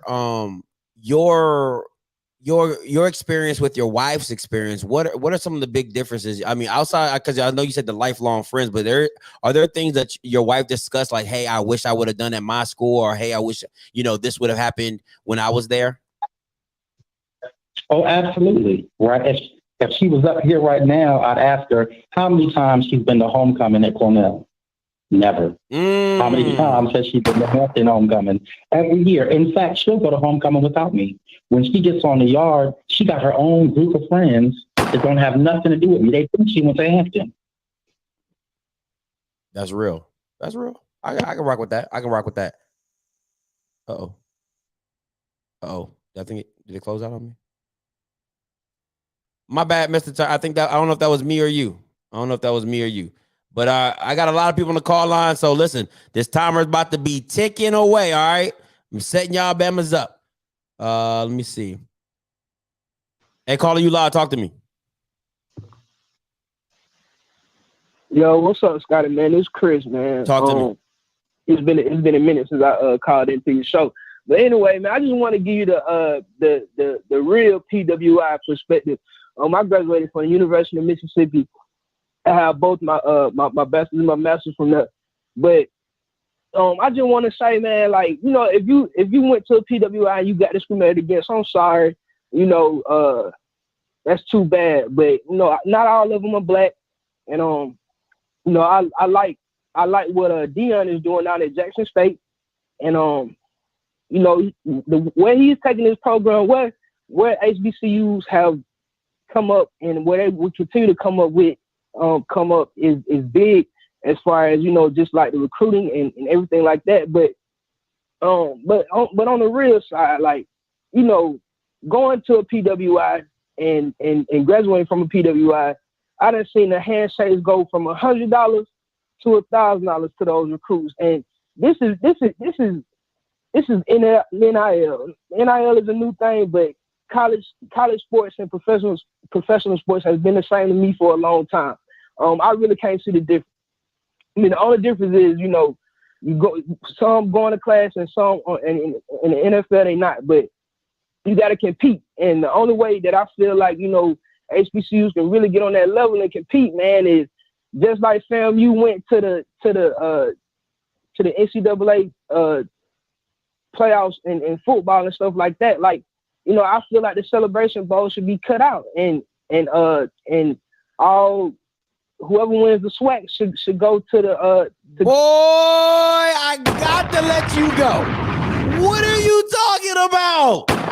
That had nothing to do with how in the hell did we start on going to an all-white school? Next thing I know, you talking about the Celebration Bowl. Boy, you done wasted 3 minutes of my life minutes. Boy, you better sit down somewhere. Get the hell out of here. Hey, caller, you live. Talk to me. Timer's going. Hey, man, this is your friendly neighborhood second generation Jacksonian. I gotta put a name on you, boy. I can't miss your calls. I gotta put a name on you. Go ahead. I'm gonna give you 3 quick reasons. And these statistics are coming from the Chronicle of Higher Education, which is a educational journal, and the second journal is slipping my mind. But here are 3 reasons why you should attend an HBCU. Number 1, an African American who graduates undergrad from an HBCU is twice as likely to get a terminal degree than an African American who graduates from a PWI. So when I say terminal degree, I mean either a PhD, a law degree, or a medical degree. So that's the first reason. The second reason is 25% of all African Americans who are in the STEM field all graduated from HBCUs. And then the third reason is in states that have HBCUs, 75% of the African American principals and superintendents all came from HBCUs and got their terminal degree or at least one of their degrees from an HBCU. And an addendum to that, what most people don't know is most of your HBCUs that are in urban or cities, they are what we call white at night. So for instance, Jackson State is white at night because you have whites who are in the Jackson State master's and doctoral program. So many of the whites that are in the surrounding areas of Jackson, those white people got their master's degree in education and their doctorate degree in education from Jackson State University. In fact, there's a private school in Mississippi College, not to be confused with Mississippi State or University of Mississippi. Mississippi College is known internationally as one of the biggest education schools on the planet. The guy who made them an international education school got his PhD from Jackson State. So anytime somebody from Mississippi College says, we are the global leaders in education, I simply go to them, you're welcome. That's what we do at Jackson State. So those are my 3 reasons why you should attend HBCU. So I'm gonna get off the line because I know you got a lot of people coming. Hey, man, I always appreciate your calls. I got you locked in. I'm not gonna miss your calls no more. Hey, appreciate the call, man. Appreciate it. Take care, man. No, man, appreciate it. There you see, that's how you hit it and quit it. That's how you hit it and quit it. You came in, you saw, you conquered, you keep it moving. Hey, caller, you live. Timer's going. Hey, what's up, Scotty? What's going on? Hold on. Man, listen, you got a great one tonight, man. I appreciate it, man. Mine's kind of different from the ones you've been getting. I went to private school, early in life. I went to private school, and in 4th grade, I started going to public school. So that was my culture shock right there. So, when I got into public school, I got into a school that was right across the street from the project. And, you know what I mean? It was just like, what the hell is going on here? I didn't know the dichotomy. I didn't know that, I didn't know that you had to be, I didn't know what the popularity thing was. So, I understood, like, you got to dress up, you got to do all this to, be popular. I didn't understand that. So, I say that to say all my parents, my aunt, everybody, they went to HBCUs, went to Alabama State, in fact. So, it was just a tradition for me to go. So I didn't see it any other way. So I can still see from somebody like you, how many, I can still see from somebody like you, where you would see, what's going on here. Like, why do y'all feel like, you should ostracize somebody that didn't live that life. You know what I mean? But everybody don't feel like that, man. I just called to say that. I think, you're doing a good job with what you're doing. You open a lot of eyes to people. So I appreciate that from an alum, from a traditional alum. You know what I mean? Keep doing it. Don't let these people deter you. And, that's that, Hey, man, appreciate the call, man. Thank you so much. Yes, sir. Yes, sir. Right. Hey, man, this timer thing, I like this, man. I should have been on this. Should have been on this a long time ago. Just like, I was trying to let y'all free ball it, but I like this timer, man. Man was be in here. Hey, I'm gonna let you go, Scotty. I'm gonna let you go. Like, all right, yeah, let me go. Yeah, let me go. I like that. Let me go. I'll let you know if you can keep talking. Hey, what's up, Mr. Campbell? Talk to me. Okay, man. Listen here, nephew. I gotta get this back on track with your original topic. Now, am I nice and clear? Because I'm in my building. Yeah, you're nice and clear. Okay, good. I want to make sure. Here's the thing, and I love you, but we got to set the record straight about how you came into this thing, because this is how me and you got connected. It had nothing to do with HBCU alumni looking down at non-HBCU people, because we welcome people all the time. Hell, Angela Rye and my boy Ben down there at Florida State, we love him. We love Angela Rye. We love a bunch of people that didn't take HBCU. But I'm going to tell you what happened with you, and you got to own a little bit of this. You came in disrespectful. You came in a little bit arrogant, and you talked about a lot of stuff that you had no idea what you were talking about. Now, I'm going to keep it 100. That's why I had to get with you and say, hey, man, you are mad talented. But some of the stuff that you're saying is not going to play well because it comes from a level of ignorance of you not being around this culture. So that's why I think a lot of people got with you straight up, because I talked to a lot of people. I didn't treat you like that or anything like that because I respected you as a man. But when people hear snapshots of you criticizing, and you were very stringent in some of your criticisms, and people hear, and we talk about it, you do a 3-hour show, but if I hear you say, and I'm just paraphrasing, JSU ain't ish, fam, you sucks, blah, blah, blah, blah, blah, this, I don't know why people would go to an HBCU, blah, blah, blah. Well, guess what? They're going to get defensive.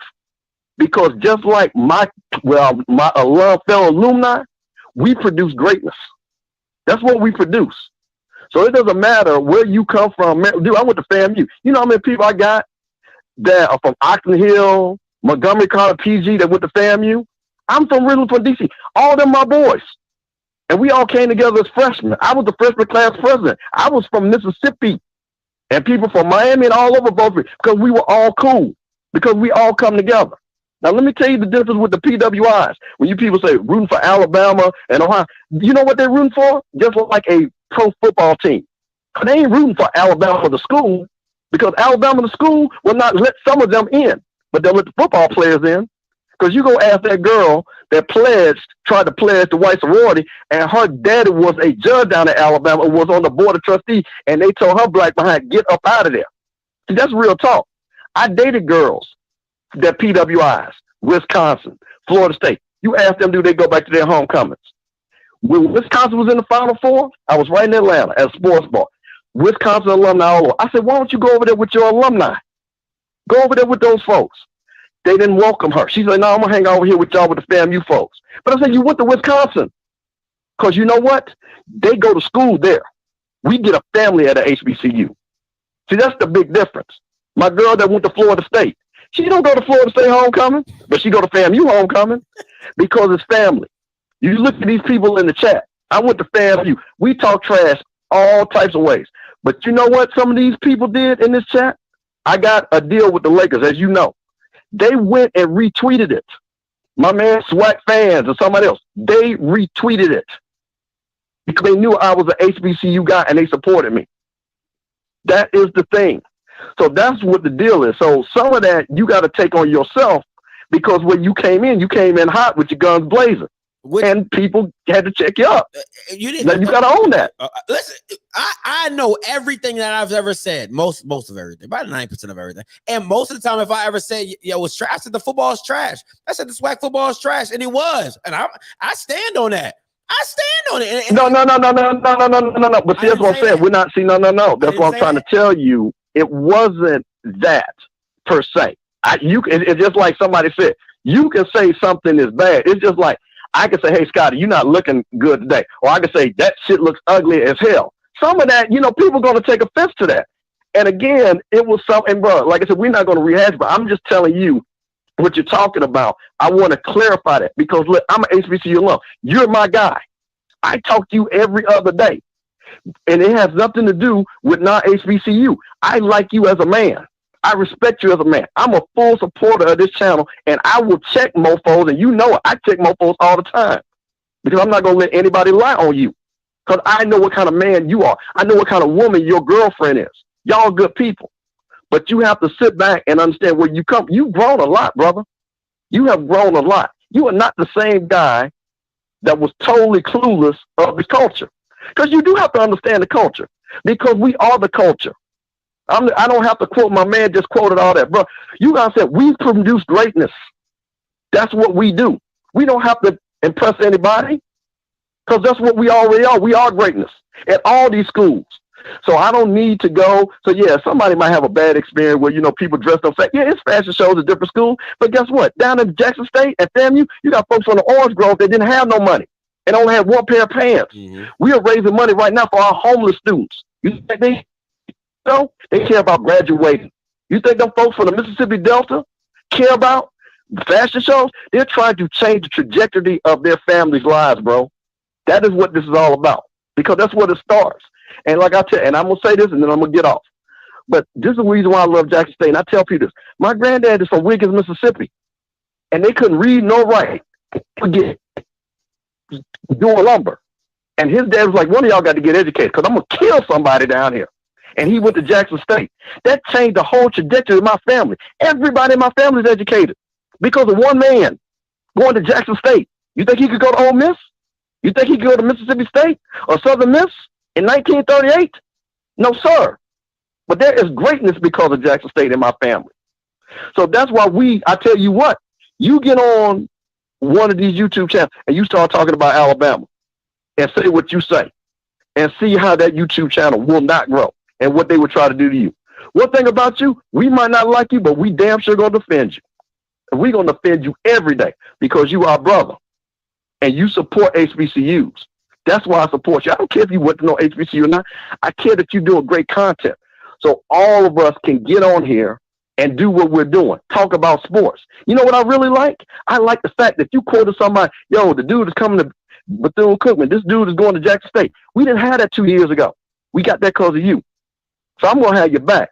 But you got to be more open and not let one thing be the norm because that's not the norm. The norm is what I'm talking about. With all these people, like my classmate sent you that nice stuff, or people from Jackson State who's gonna send you a bunch of stuff, or those people at Jackson State that had the cookout and the barbecues and said, you come on down and we gonna give you a plate. That's HBCU love, bro. You take your ass over to Alabama, see if you get a plate over there. You ain't gonna get it as easy as we get it. So I'm just letting you know. So that's just the way it is, man. It is a bigger thing than what it is. So why do you go HBCU? You go to HBCU because of all the people that's in this chat that's got more degrees than their grandmama's oven. That's why you go to HBCU. You go to HBCU is because when you need to call somebody, like my man, them boys, if I call him, he ain't never seen me. If I call him, he said, hey, Steve, I know somebody is somebody. Call somebody is somebody. That's what we do, dog. We ain't got to be at the same school, but we all part of the same family. That's real. The HBCU family. So I'm going to leave it at that, my brother. But I love you, and I love the show that you're doing tonight. Love you too, Mr. Campbell. Appreciate the call. All right, man. All right, yo. Listen, that's what it is, man. Real recognize real. You know what I'm saying? Like, I've definitely grown in the understanding of HBCU sports, but this is what I will not say. This is the only thing I'm gonna caveat on what Mr. Campbell said. I never came for a particular school, right? Because I didn't know the schools, right? So I could never talk about I never talk about anything I really don't know. You know what I'm saying? So that's not how I get down. I'll tell you the two main points I've always said, and this probably got me the most trouble, that the Celebration Bowl wasn't crap. I said that. That was probably the biggest statement I've ever said and probably got more flack for that than a lot of anything else I've said. And then the HBCU football was not good. Those are the two things I probably said on this channel that have probably got the most pushback ever, especially the first one, the Celebration Bowl. Whoo, boy, you talking about starting a fight? Whoo, that's not a fight. Hey, caller, you live. Talk to me. I'm starting the timer now. Hey. Okay, great. How you doing? Good. What's your name? Where you come from? Hey, I just want to let you know. My name is Carlton, and I come from southern O'Fallon, Illinois. But actually, I was raised. It's kind of different, but raised on the East Coast, and I graduated school from graduate school and high school in California. Okay. I went my first year to University of California, Berkeley. Did not do well. Large school. Just didn't have a good experience. Then my grandmother was a Jackson State grad, and my aunt, and we had 3 generations go there. So I went down there, and she transferred me, got me enrolled there.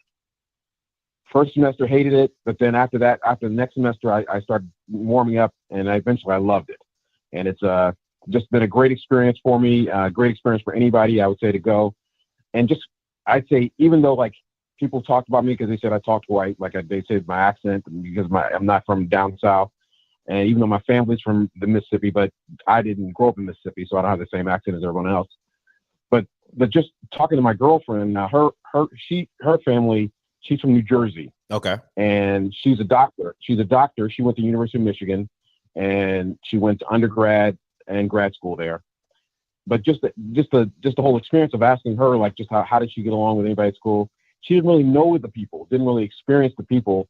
Like, I have friends from Jackson State. I haven't been in school in really 30 years. Well, no, 25 years. But they're still friends to this day. We have a conference call. We get together about once a month and just talk about different things we're doing, try to meet up for certain things. Occasionally we'll meet up for a game or meet up to just have people go over people's houses. But these are people that are spread out everywhere. We've got people in Maryland. I've got people in Chicago. I've got people in Texas, and it's everywhere, but we're still connected to this day, even though it's like a kinship for going to the same school, which is different from, I'd say, from the predominantly white schools, which don't really have that same respect, don't really have the same connection. You may have friends that you went, maybe unless you just indoctrinate yourself in the culture. I don't know. Maybe it's different, but I'd say that's one of the things that I respected about my HBCU was the fact that all my friends are still friends to this day. That's what's up. In spite of, like, the things we've grown through and gone through. And my sons, I'll just give an example. Let's talk about them. My son went to Howard, and the other one went to Alabama A&M. And so my third son, I'm trying to talk him into going to Jackson State because that's where I went, to Jackson State. So anyway, great to talk to you, and your show is great. Hey, thank you so much, man. Appreciate the call. All right, bye. Listen, let me say one thing, right? I'll tell you one thing. That used to be the biggest problem I had. Like, he speaks very correct, right? His grammar's top notch and everything like that. When I used to talk the same exact way, and I still do to a certain extent to certain people, and to all my cousins, I talk white. That has to be that has to be one of the stupidest things I've ever heard people say, is that you're talking white. What does that mean? What does that mean? There is no such thing as talking white. Okay? Like, can we stop using that? Can we please stop using that? There is no such thing as talking white. You speak correctly or you don't. It's it. Everybody has their own accent. Everybody has their own thing. Like, stop. Like that. I can't stand that. Oh, he talks white. Like, what does that even mean? Hey, caller, you live. Talk to me.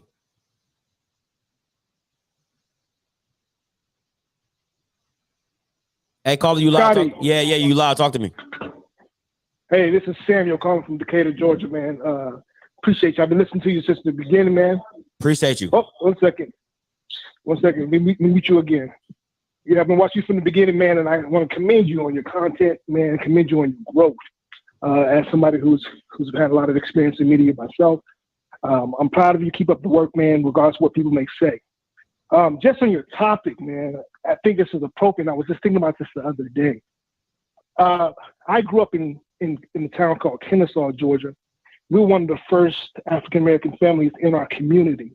And as a matter of fact, our house was built from the ground up. We were originally from the Midwest, Akron, Ohio. And we had, when our house was finished, we moved in, we had a welcoming party, spray paint, tissue on our grass and told us to go home. You don't belong here, go back to Africa. Mm. And so, but we grew up in the black churches. We grew up in black churches. We didn't have many black friends in my school. We were ostracized. So that ostracization happened not just in black schools or not just in black HBCUs, but it happened even in the community. If you were trying to move outside of the community of what was known as the collective of us, and your parents trying to give you better accessibility. And so I didn't really know about HBCUs growing up. That my guidance counselors didn't teach me anything about it. We knew about Georgia Tech, Georgia State, and Kennesaw State, or Kennesaw College at the time, and Georgia Southern. I didn't know anything about Jacksonville. I really didn't know anything about Morehouse and Spelman. And I'm here in the city of Morehouse and Spelman. Mm-hmm. But as I went off to the military and I came back home, my stepmother, she's a Bethune-Cookman grad. Okay. And she was taught me a lot about HBCUs and helped me understand the value of HBCUs, and took me down to Morehouse, had a personal interview, and I loved the experience. I loved the feeling I had, and it was all ready to sign up for HBCUs. But I had one thing that turned me off, and I wish that somebody would have told me the answer differently than what was addressed to me. And it was that it was mandatory that I must take African-American classes in order to be able to graduate. And I found that to be odd. It's like, I have to take African-American classes? And if I go to Duke, Ohio State, Georgia Tech, anywhere like that, that's not a requirement. So why is it a requirement here? And nobody really gave me the breakdown, but if I understood it the way I understood it now, I would have attended Morehouse, or I would have attended another HBCU that resonated with me and my area of studies. But fast forward, 18 years later, my son had an opportunity to go to school, play football. He was recruited, but he was recruited also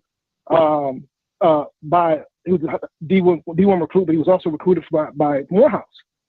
And because of the culture that was happening in Morehouse at the time, he was turned off, he was disinterested, and he didn't think that was an opportunity. Like a lot of these kids didn't think it was an opportunity for them to be able to get to the next level. However, hindsight being 2020, I wish he would have went to Morehouse. Moving forward, 5 years later, my daughter graduates from high school. She only has two options that she's even considering. And that was Alabama State, and I had her even look at Spelman, which she's currently enrolled at Spelman now. Congratulations. So thank you, sir. Thank you. And then I have a high school freshman right now. She's only looking at one school, and that's Tuskegee, because of the nursing program there. So I think by educating these children, that's dope. Being able to give them an understanding of their options and seeing that the programs and know the history behind the programs really gives them an opportunity to know about their options and know the opportunities that are available beyond the PWI. But at the same time, backtracking, I have a lot of friends who are African-American with the PWIs and a lot of friends who went to HBCUs. And I'm going to tell you, I get the most support from my friends who went to HBCUs than I get from PWIs, which is interesting to me. I get the most fellowship from those who went to HBCUs than who went to PWIs. But my friends who went to PWIs have a tendency to look down upon those who went to HBCUs. So I get it. I definitely understand what you've gone through. I definitely understand the both sides of the picture. And I'm grateful that the highlight is on the HBCUs now. And I just wish that there was more education for our children about the opportunities of the HBCUs. At the same time, and I love how many of your callers have really shared the diversity of the HBCUs as well. So, man, no, I appreciate the call, appreciate the insight to your life, man, and that's that's real, bro. That's real, and I'll say this, I'm gonna let you go, but thanks for the call, though. Thanks for the call, Samuel. Let me say this, and I have to be honest, right? Because I think the coolest thing about what I'm doing and how I even told my girl, I think the impact that I'm having on the culture is dope. I mean, I got people saying alumni, I got people saying Bamas, I got people saying emotional. The impact is dope, right? But I think the second aspect of that is when me and my girl have gone to these games, seeing the kids, like me being able to bring my kids to games and having them around this. Oh, hey. Say for the people in the back. Hey. Appreciate that. You know what I'm saying? So, but for me to be able to bring my kids and have them around and ingratiate in this culture, I think for me is giving them a different side of life that I didn't get to experience. You know what I'm saying? So once again, you know, I think in the Bible says people perish for the lack of knowledge. Is that, you know what I'm saying?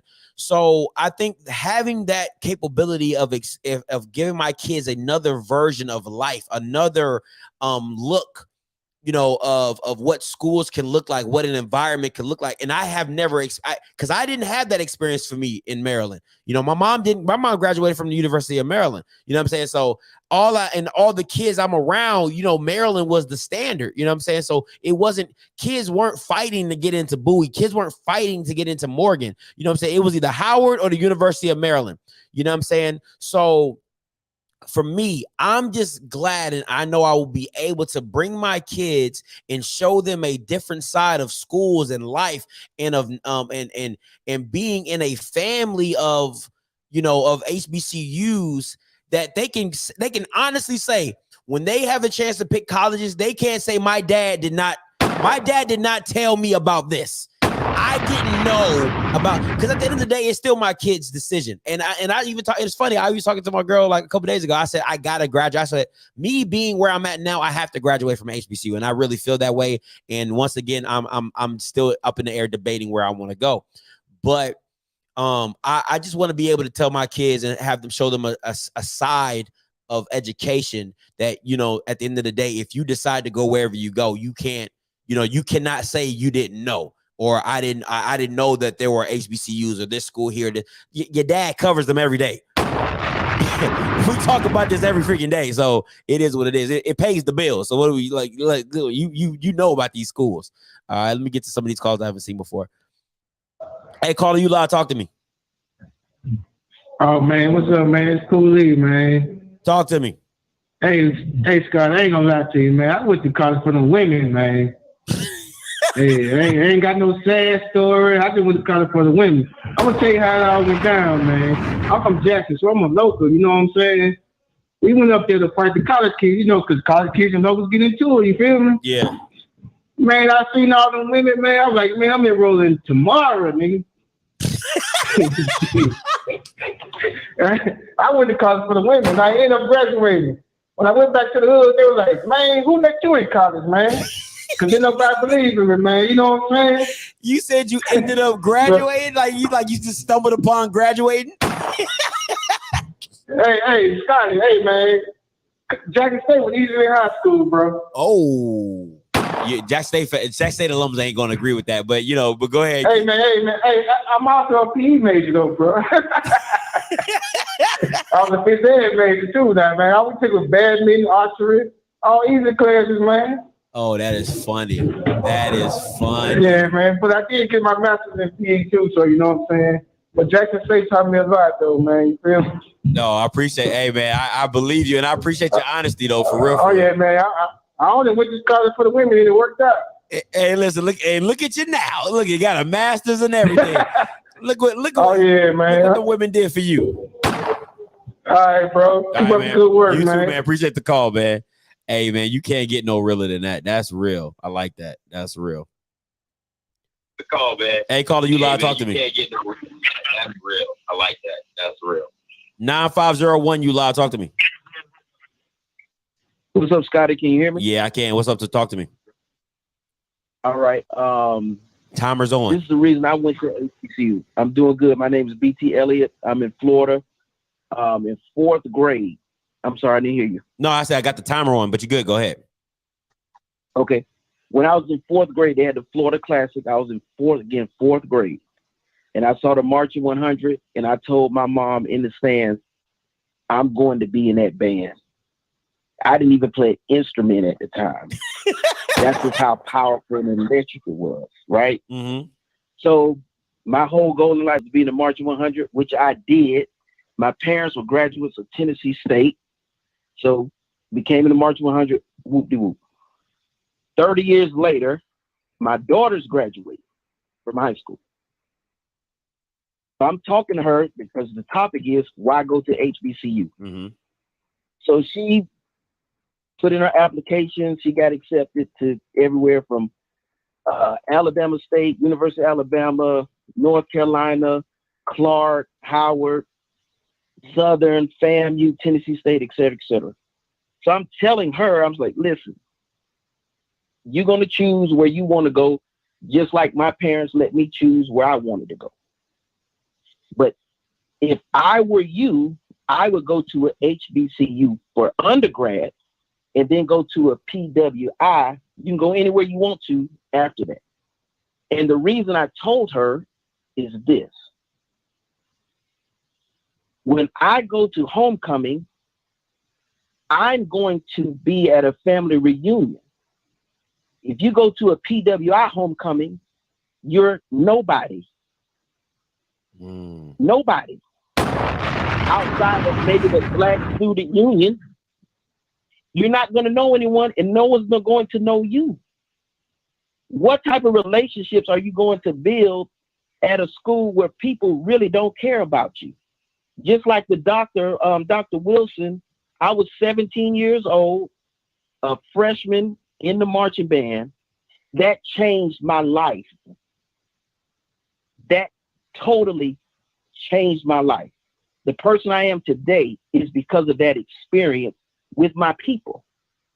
And we talk about being in school with diverse people, and that's fine, but it's nothing like being in a classroom with a Black professor teaching you about yourself. One of my favorite professors, who you have, Kobe Hemingway, one of your guests, his father and mother were professors at FAMU. His father, rest in peace, Dr. Ted Hemingway, was my favorite professor. I would go to his office and just sit, and he would just talk.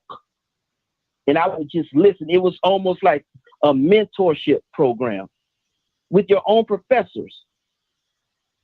Quickly, because I know the time is running. No, you good. Everybody's asking for 10 more seconds, so you good. Keep Listen, check this out. Check this out.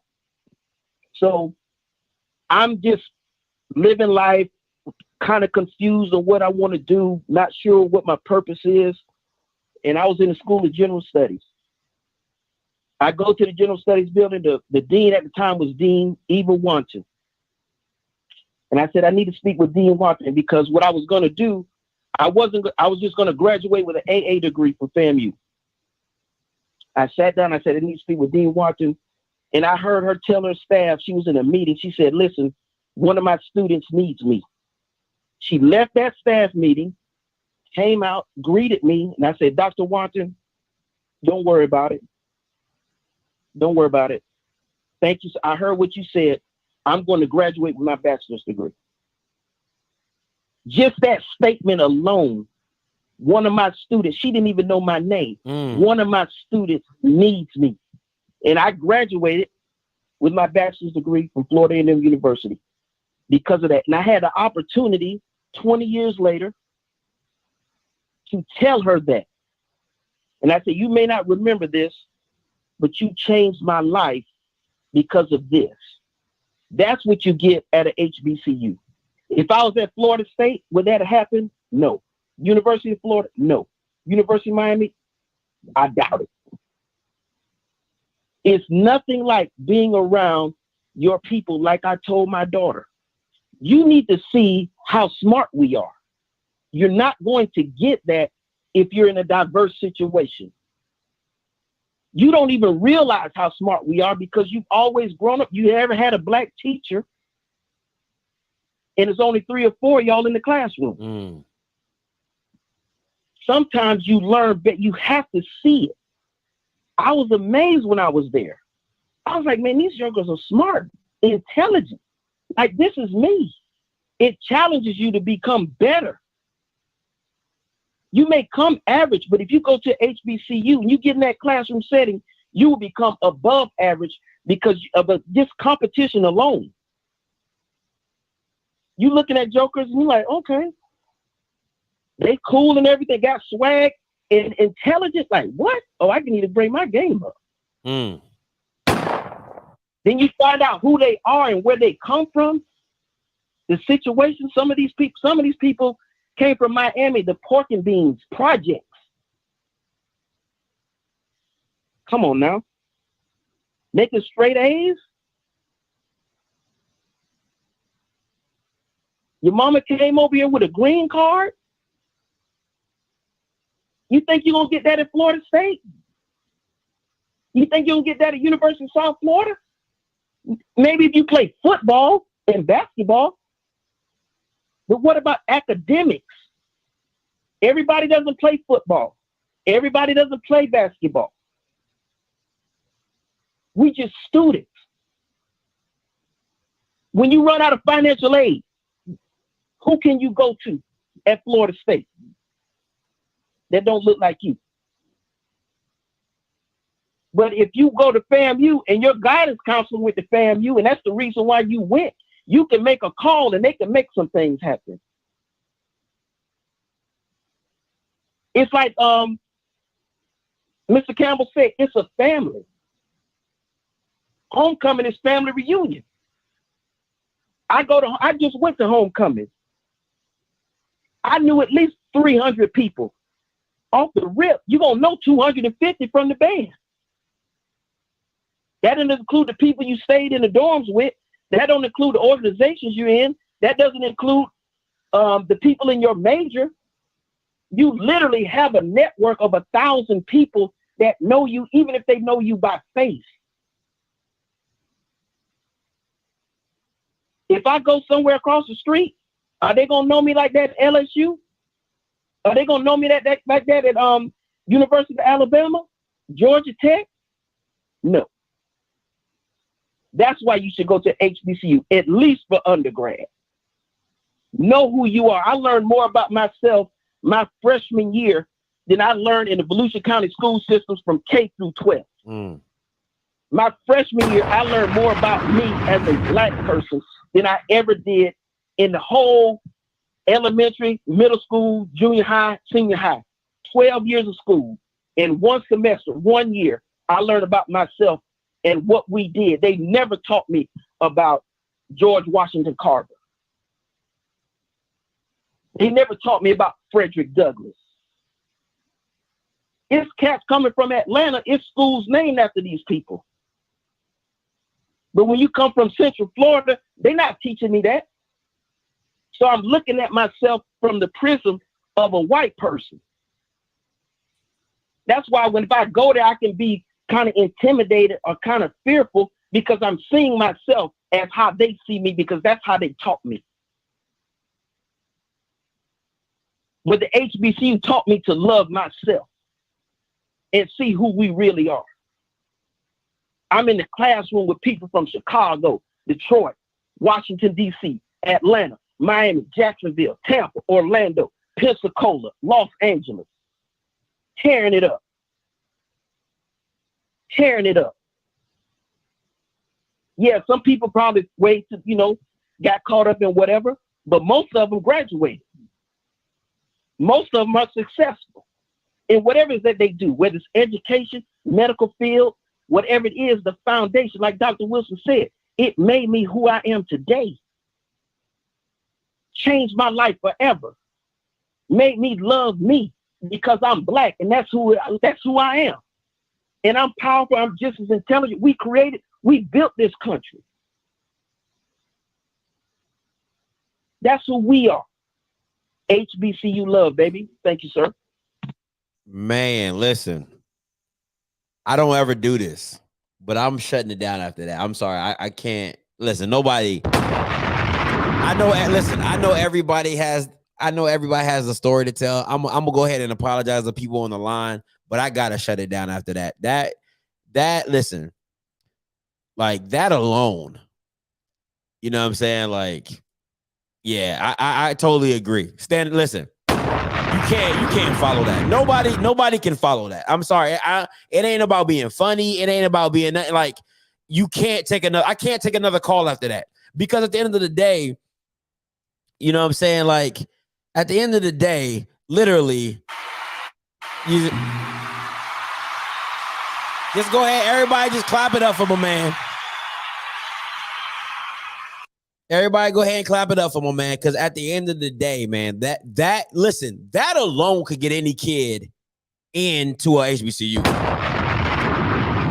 That alone, that was powerful, bro. I can't even fake, bro. That was powerful. I'm definitely gonna listen. If anybody don't, I'm gonna clip that. I gotta clip it. And I'm gonna put it as his own video so people can use that. Whatever you want to use it for. If you're in teaching, if you're in administrating, if anything like that, I'm gonna clip that. I'm gonna clip his call. I'm gonna put its own video on my channel, and you can use it for whatever you like it. For motivation or whatever. But listen, that was amazing. That was an amazing call, man, and I appreciate it. That made me self-check myself. Like I ain't gonna lie. I'm like, damn, I should take my ass to HBCU. Goddamn. Like I'm telling you, man, that was real, bro. That was absolutely amazing. Thank you so much, caller, for that call. Real talk, man. That was amazing, man. That was freaking amazing. And thank everybody for calling in, man. I appreciate you guys. Yeah, man, listen, I was getting them. Boy, I had to dip the hat a little bit. I was getting a little emotional. And I can't let go. Boy, I was over here about to give the glory tear. That's what they call it, the glory tear. That one drop, oh man, it was coming. Oh, Jesus, it was coming. That Denzel Washington tear was coming. All right, but man, no, listen, man. I appreciate everybody who called in. I appreciate everybody who gave their opinions. I appreciate you guys for still rocking with me. Over 300 people, 290 in here, man. I just appreciate the support because I know I'm a football guy, but stuff like this needs to be talked about. And that's why I like to do stuff like this. I like to have shows like this. And I can't have a show like this if there's no participation from you, the people in the comments, the people in the chat, people in the call lines. And once again, as always, I appreciate you guys and I appreciate you for giving your feedback in your experiences. We need a part 2, Scotty. Yeah, I'm gonna make it happen. I think we're gonna definitely get it going, man. This was a great topic, and I think we'll have more topics like this in the off season as we're waiting for football. All right, so let me go back over my recaps. All right, and then I'm gonna get up out of here. Man, okay. Early morning coverage for National Early Signing Day tomorrow morning, 10 a.m. I'm doing an early morning show, 10 a.m. It's probably gonna go for an hour and a half, something like that, man. But man, God, dog, this is a great show for real. Like this is a really great show. 10 a.m. early morning show, early signing day. All right. Mike Ples, after he makes his announcement, he will be coming on the channel and doing an interview explaining why he went to whatever he's going. I don't know because he didn't tell me. So wherever he's going. So when he makes his decision, he's going to come onto the channel. He's going to have an interview on the channel and talk about why he went to where he went. All right. Bandwagon National Signing Day. Okay, Bandwagon National Signing Day. That's my day. All right, that day is when I'm gonna pick the bandwagon team I'm gonna go with throughout the year, and so I'm gonna have me a little signing day and everything like that. You know what I'm saying? I'm gonna have a couple hats, maybe. Put my hat on. However, we gonna do it. So be looking for the Bandwagon National Signing Day, January 3rd. All right, and one last thing, I'm gonna get my shout outs to Kay Howard, Miss Howard, Grandma Lunda. All right, listen. And shout out to Dr. Lori Wilson from FAMU alumni. All right. Listen, if you want to donate to these ladies' schools, I have the Graham donation link in the description below. I also have the FAMU donation link in the description below. Please make sure you support these ladies. You support their alumni associations and everything like that. All right. So PE. What the hell is PE? Oh, okay. All right. So listen. Until next time, you know what I'm going to do. I'm going to holler. God bless. And hold on, before I go. If anybody knows somebody from the FAMU journalism, media department or whatever, make sure you just send them my information. All right. I like to talk to them. Like I said, I feel like I do have to become an HBCU graduate. Maybe me and my young lady, we can get some honorary degrees from good old From good old fam. All right. Good old fam. All right. So, but until next time, you know what I'm going to do. I'm going to holler. God bless.